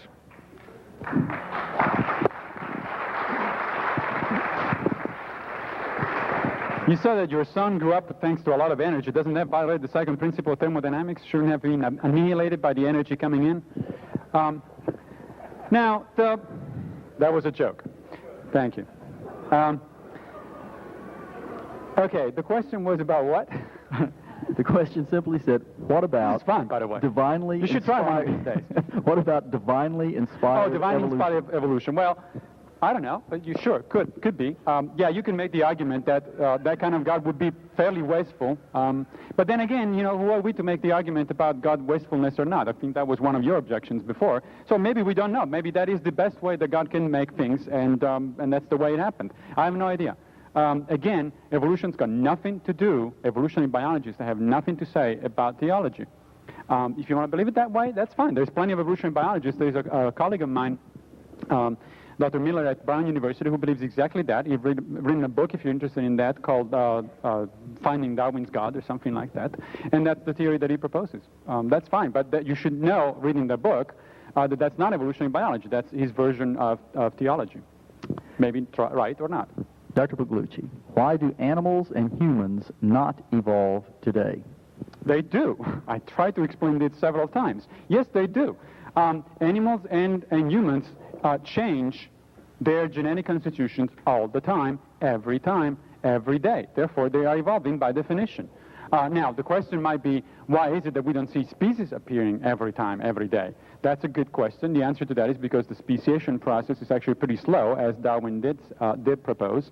But as I said before, we have observed historical events of speciation, so that's not a problem for evolutionary theory either. And incidentally, talking about Darwin and quoting in a, shall we say, a selective way, that passage from Darwin, from The Origin of Species, that said it may seem absurd that to believe that the eye evolved by natural means. You should have smelled a rat there. The word was, it may seem absurd. You should know that if you go and check that quote, immediately afterwards, Darwin goes on into half a chapter in which he tries to explain how, in fact, the eye evolved. So he says, at first view, it might seem like an absurd thing, but here it is how, in fact, it can happen, and this is what evolutionary biologists has found so far. Selective quoting is pretty dangerous.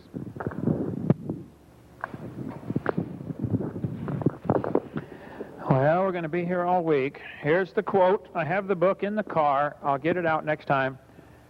He said, to suppose that the eye, with all of its intricable mechanisms for adjusting to light, he has a whole bunch of descriptions of the eye in there, could have been formed by natural selection seems, I freely confess, absurd in the highest degree. Go ahead and read the rest of page 217, 218, and 219, where he talks about his theory of how it might have happened, but it's all speculation. That's not science. Here's how it might have happened. That's what you did. Well, it might have happened, from a one-spotted critter. I'm sorry, that's not science. As far as, was the question about why don't we see animals and humans evolving today? Is that the question we're discussing now? Why do animals and humans not evolve today? Well, because God designed them to bring forth after their kind, and that's all they're going to do. Humans are always going to have humans. You might get a big one or a little one, but it's always going to be a human. That doesn't happen. Evolution doesn't happen. So to me, I don't have a problem with that question.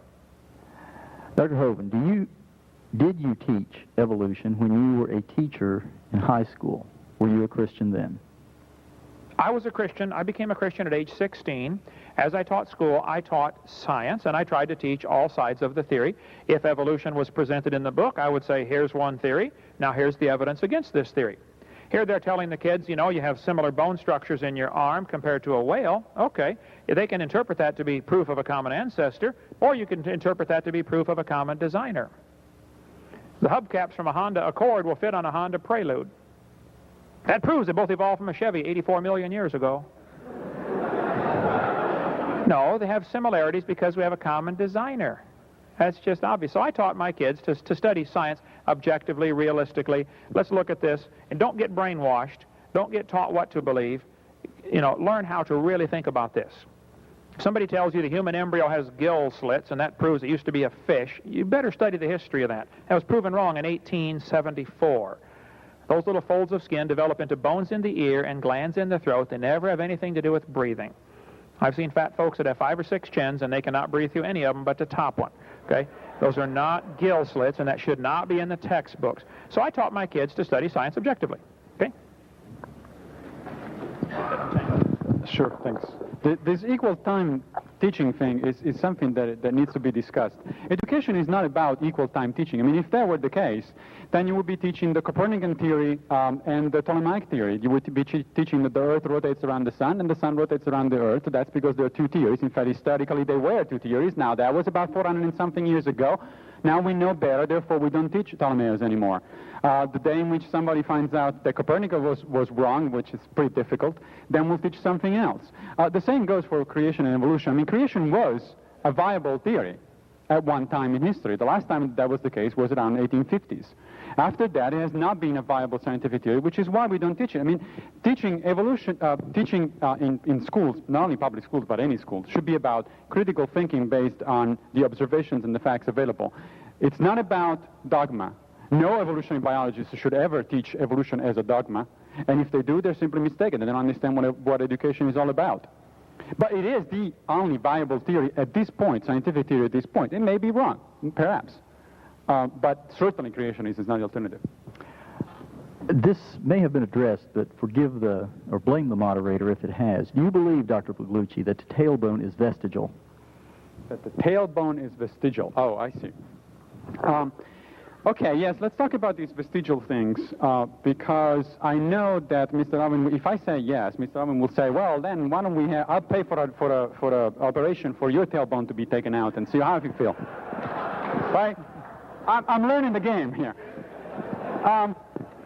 Okay. Now, it is very serious, you're right, but, vestigial organs are not, contrary to what most people think, organs that don't have any function. If they didn't have any function, they probably would have been lost long ago. These are organs that used to have a different function, and they now have shifted to something else. A great example of it is if you observe many animals that live in caves. Animals that live in caves usually either don't have eyes or they have greatly reduced eyes. The reason for that's a great example of when you find very reduced eyes in cave animals, it's a great example of evolution, because the reason that happens is because it costs metabolically quite a bit for the organism to build the eye. It's a complex structure, so it costs energy, okay? And if you don't need it, then there will be natural selection against forming eyes, which is exactly what we see. So you see over a period of time, with all the integradations that you want, you see the eyes disappearing in cave animals, so that you can find the cave animals that have non-functional eyes and eyes that are only half there or a quarter there, and they're completely gone. That is the way vestigial organs work. So in the case of the tailbone, it's the same situation. The tailbone doesn't function anymore as it does in other primates, that is, as a tailbone, because we don't have any tails anymore. But it does have other functions. There are some muscles that are attached to it, so you can't get rid of it entirely. But it is exactly the same bone that other animals, very close related to us, actually use as a tailbone, which is, again, how evolution works, by changing things around gradually, little by little. Yes. Yes, sir. I certainly would pay to have yours removed anytime you'd like. You mentioned about cave animals losing their eyes, and you said this is a great example of evolution. I think it should be obvious to a kindergartner that losing something is not evolution. That's the opposite of evolution. You're going backwards in time, okay? You're losing something, not gaining something. The textbook says the appendix is vestigial because you don't need it anymore. Well, you better study your anatomy, because the appendix is part of the immune system. You can live without your appendix, that's true, but if your appendix is taken out, you have a higher susceptibility to many diseases. You could live without both your legs and both your arms and both your eyes also. That doesn't prove you don't need them, okay? You do need your appendix. By the way, that's not Reader's Digest. In the beginning, Walt Brown is out there. Good book to read. This one says the whales have a vestigial pelvis. First place, I'd like to point out there is no vestigial pelvis in a whale, okay? Those bones are necessary for reproduction, like we mentioned earlier. This book says humans have a tailbone they no longer need. I've volunteered many times. If you think it's vestigial, I'm serious. I'll pay to have yours cut out. I'll do it right now. Bend over, okay? And it doesn't just, it's proof of design, okay? We're perfectly designed. The spine has to end somewhere. Why not there? And arguing from vestigial organs is a lousy argument for evolution. First place, there aren't any vestigial organs, and if there were, that's the opposite of evolution. That's losing, not gaining. Okay, the next question for you, Dr. Hovind. Your scientific theory was proposed, it says about 3,000 or 4,000 years ago. I think they mean it was proposed concerning about 3,000 or 4,000 years ago, before we knew anything other than what we could see. How do you think they got it right scientifically? i.e., Are they referring to the Bible being written 3,000 years ago, and how do I think they got it right scientifically? I think it's amazing that they did. I mean, nobody's proven anything scientifically wrong. The Bible says the earth is round. The Bible says there are currents or paths in the sea. Murray studied those based on the Bible verse in the book of Psalms and discovered the ocean currents and has saved the world billions of dollars in shipping costs. If you know something scientifically wrong with the Bible, I'd like to see it. I know thousands of things that are told in the Bible way before they were discovered. The Bible says in the book of Job from 3,000 years or 4,000 years ago that the sun causes the wind.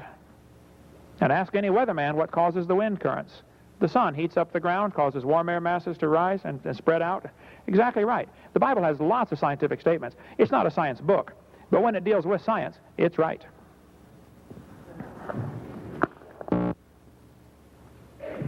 Which version of it? Of course. Now, the interesting thing about the Bible is that, of course, it's not a scientific text. Nobody except creationists would argue that it is a scientific textbook. It is a very interesting historical document that was written over a long period of time by many different authors. Bible scholars agree on that thing, and it is right. It was written by people that knew next to nothing about science. It is true that the Bible says, for example, that the earth is round in one place. But then there are a couple of other places in which it says or it implies that it is flat. And there are several other things. There are places in which the Bible says or it implies that, in fact, the earth is the center of the universe and the sun rotates around it. Is that surprising? No, because that was the theory that was held by most people at that time. It has only one problem. It's wrong. What is the evidence that the intermediate organisms are actually intermediate and are not distinct termina of lines? Oh, that's a good question. Yeah, you can't, it's not that easy to tell. In fact, you can't, if you look at an organism that is intermediate, you cannot be sure, ever, you can never be sure that that organism was on direct line of descent of something else that came after or became first. This is what Mr. Darwin referred to as they're just dead bones problem. But that is not how science works. Again, science doesn't work, historical science, which is what evolution biology is, doesn't work by direct observation necessarily. In some cases you can work by direct observation, in some cases you don't. The way it works is this. Look, if there is a whale now and there was this organism back there in 55 million years ago, which we think for some reason was an ancestor of the whale, then in between you should find certain forms that look pretty much like this, like the ones that I showed you before. That is a prediction. When that prediction can be tested and can be falsified, therefore, if those forms are never found, or in fact worse, if forms that don't fit that sequence are found, that is a falsification of evolutionary theory. So it's got nothing to do with experiment in this case, because you're talking about fossils. I mean, unfortunately, fossils don't reproduce freely. I've tried to put two ammonites in the same drawer and sound the violins, but nothing happens. But nevertheless, they are the intermediate forms that we do know about follow exactly the predictions of evolutionary theory. Look, sometimes I'm asked, how is it that you could possibly falsify evolutionary theory? Find one bone of a human being or of a dinosaur in Precambrian rocks, and that will falsify evolution right there. But we know of millions and millions of bones in strata all over the world, and it has never been found. Dr. Hovind? Interesting. Okay. Well, again, we got 6 points brought up. The Bible does not teach the earth is flat. The Bible says it's round, Isaiah chapter 40. The Bible does not teach the earth is the center of the universe. If somebody says I went 50 miles an hour down the highway, technically you're going 50 miles an hour down the highway, plus you're going 700 miles an hour around the earth here at this latitude, plus you're going 66,000 miles an hour around the sun, plus the sun's going around the galaxy at a certain speed. So you lied when you said you're going 50 miles an hour. No. You gave the obvious evidence to an earthbound observer. The weatherman this morning said sunrise at 7:15. Was he lying? No, that's the way it is to an earthbound observer. It looks like the sun is rising. That's not lying.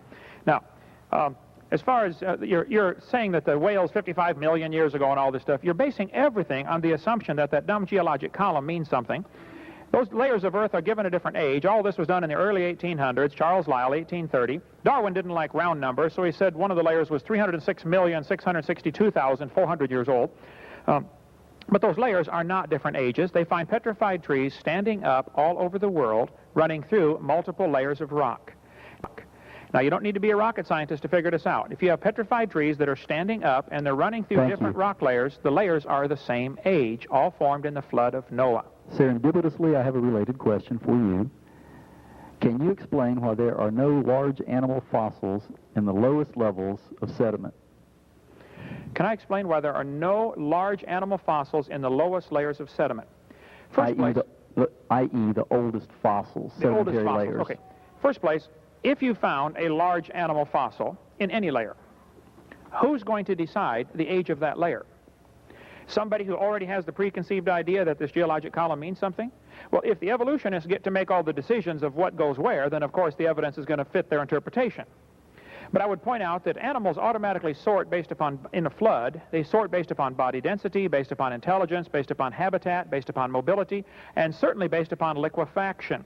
There's an interesting phenomenon that takes place when waves come by. The high part of the wave is heavier than the low part of the wave. If I knew that question was coming, I could have got into that here on liquefaction. I got plenty of stuff on that. But pressing and relieving the pressure on sand, you can go down to the beach where I live in Pensacola, Florida, just walk out a few feet and stand there. As the waves come by, the pressure exerts, squeezes water into the sand, then the low part of the wave comes by, the pressure is relieved, and sand is actually hopping up off the bottom. If you don't move a muscle, within a few minutes you'll be knee-deep in sand. Liquefaction is what it's called. A guy took an aquarium full of sand, rocks, gravel, mud, grass, trees, a bunch of different things, and dead fish, amphibians, reptiles, mammals, mixed them all together and subjected it to liquefaction for a couple of days, and it sorted them. Fish went to the bottom, birds went to the top, based on liquefaction. You need to get the book In the Beginning by Walt Brown. The flood is the best explanation for the sorting of the fossils we find, not some evolutionary sequence.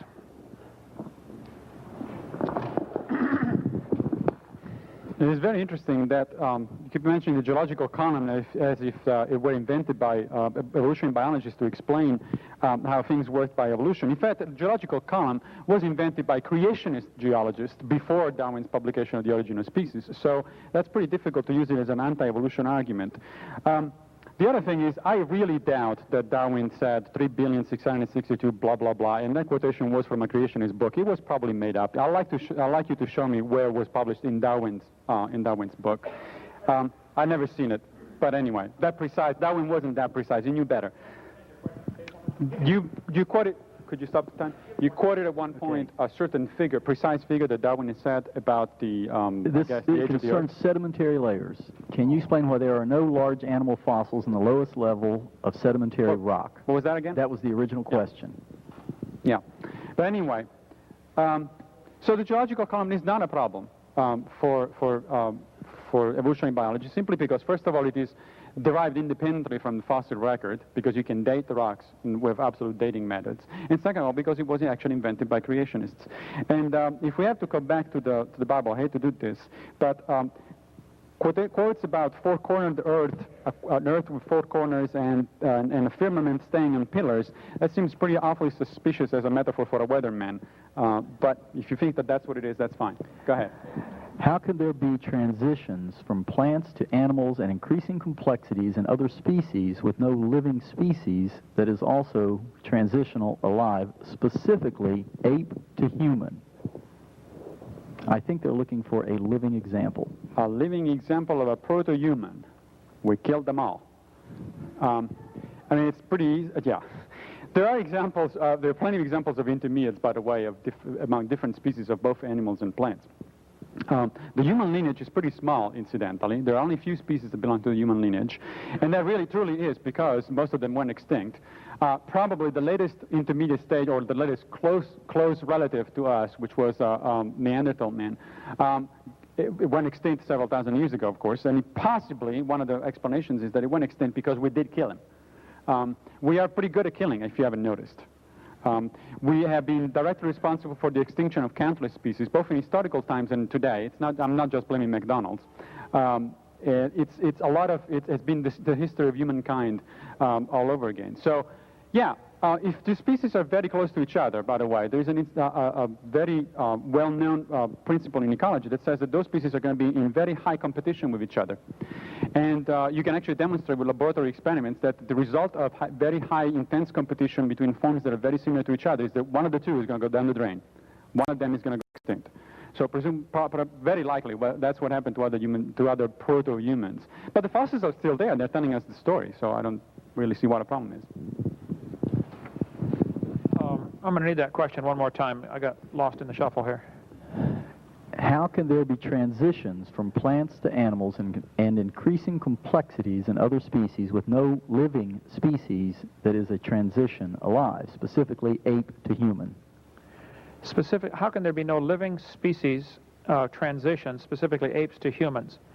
I think if you get the book called Bones of Contention by Marvin Lubenow, who spent 25 years studying all of the so-called cavemen, you would find that every one that has been used as evidence has been disproven. You mentioned Australopithecus afarensis, better known as Lucy.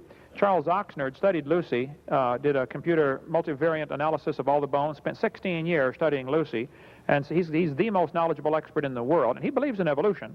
But he said, folks, Lucy is just an unusual chimpanzee. It is not a missing link. So you need to study Oxnard's work on that before you tell your students we have evidence that Lucy is a missing link. And we've got a whole series. The book out there is the best one by Marvin Lubenow. Every one that's been used as evidence for humans, for evolution of humans, has been disproven. There is no evidence that any animal has ever produced a different kind of animal. None at all. You can believe that if you want, but that's not science. That's the whole point of this discussion tonight. If one is willing to trust science to light this room, when we go to the doctor, when we drive our cars and eat our food, why can't you trust the same science that tells us we evolve? If one can trust science to go to the doctor and drive our cars, why can't I trust the same science that tells us we evolved? I'd sure like to know what anything evolution has done for the advancement of science. All of the major branches of science were started by creationists. And the evolution theory has nothing to do with any of those things you mentioned. I mean, I understand electricity. I've built many buildings and done a lot of it. My dad was an electrical engineer. I understand how it works. It has nothing to do with evolution. Neither does driving a car. I've done about everything you can do to a car. I've rebuilt everything, and evolution has nothing to do with that. I think science deals, the whole problem is, the question assumes that evolution should be part of science. That's where the problem comes in. That's my whole point. Evolution, at least above the variations within the kind, it doesn't happen. It doesn't belong in science class. It shouldn't be there. So evolution has nothing to do with science, and the poor students are being duped into all this, and everybody else is having to pay for it. The claim that evolution didn't do anything for mankind is pretty interesting. One of the reasons we have some cures that are fairly effective against certain diseases, such as cancer and hopefully to some extent HIV, is because of our understanding of evolutionary processes. You know how cures against very little diseases like those work? They work by, one of the most effective ways to do it is by bombarding the agent, the virus or the bacterium, with multiple antibiotics. You know why we bombard them with multiple antibiotics instead of only one? Because scientists understand evolution, and they know that if you bombard something with one antibiotic, the thing that you're going to do is to select, by natural selection, for a very resistant strain of that thing. And so, yes, you're going to solve the problem right now, but then it's going to bite you right back in the next few generations. On the other hand, they also know, because they understand evolution, that if you hit something with triple hits or quadruple hits, that thing cannot produce a single mutation that will cope with all of those four things simultaneously.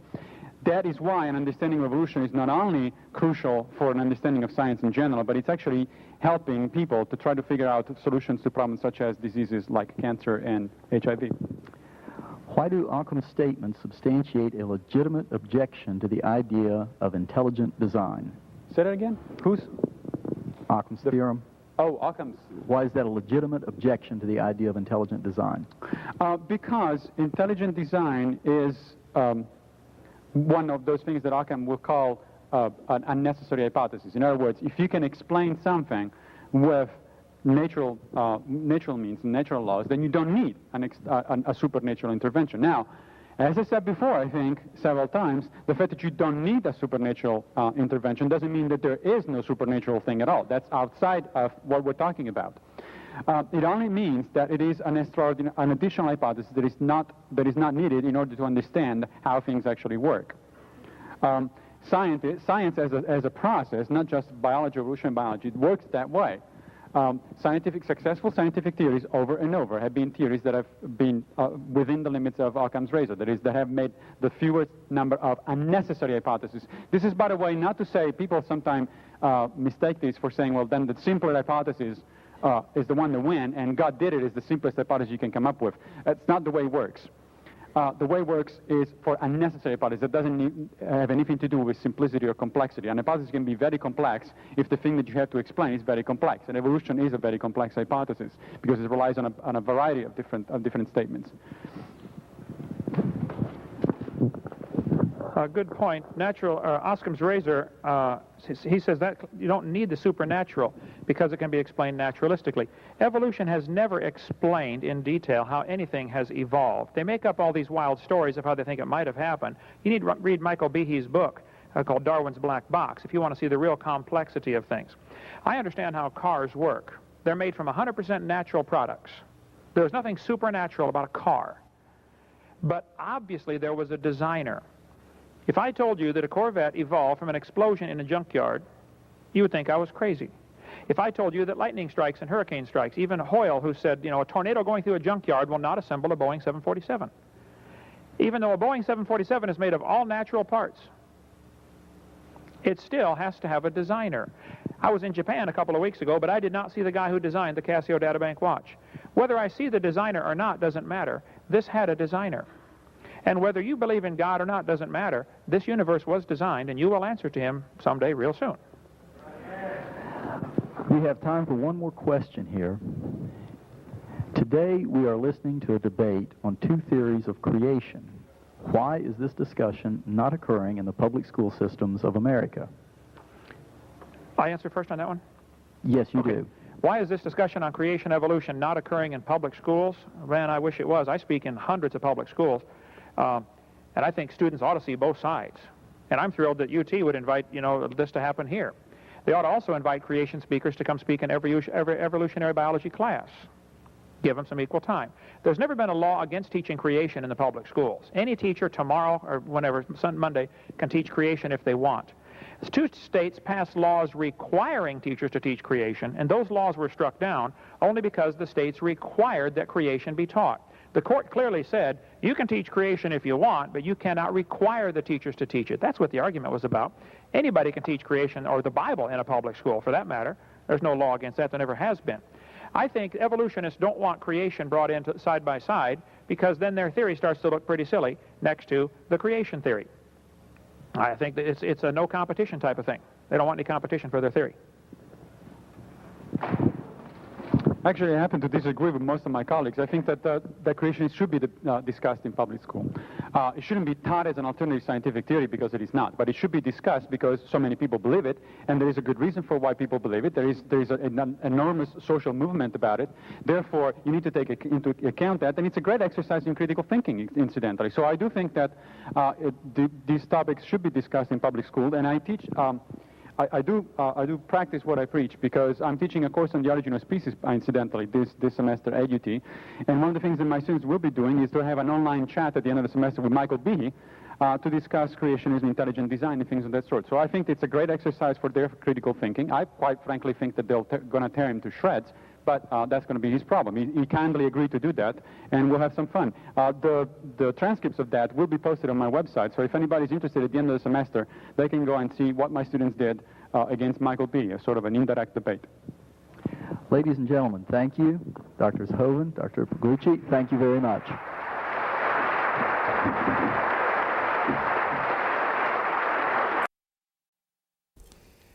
We hope you enjoyed this video with our discussion on creation evolution with Dr. Pagliucci. I certainly want to get him converted and help him become a Christian. If you're here watching this videotape and you're not a Christian, you can understand all the arguments for creation and evolution. It won't matter. The fact is, the Bible teaches if you don't have Christ, you're going to hell.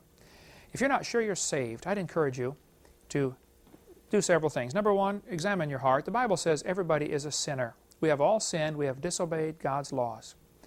Because of that, we deserve to go to hell. The Bible says in Romans chapter 6 and verse 23, the wages of sin is death. But the gift of God is eternal life through Jesus Christ our Lord. Jesus Christ is the only way anybody can go to heaven.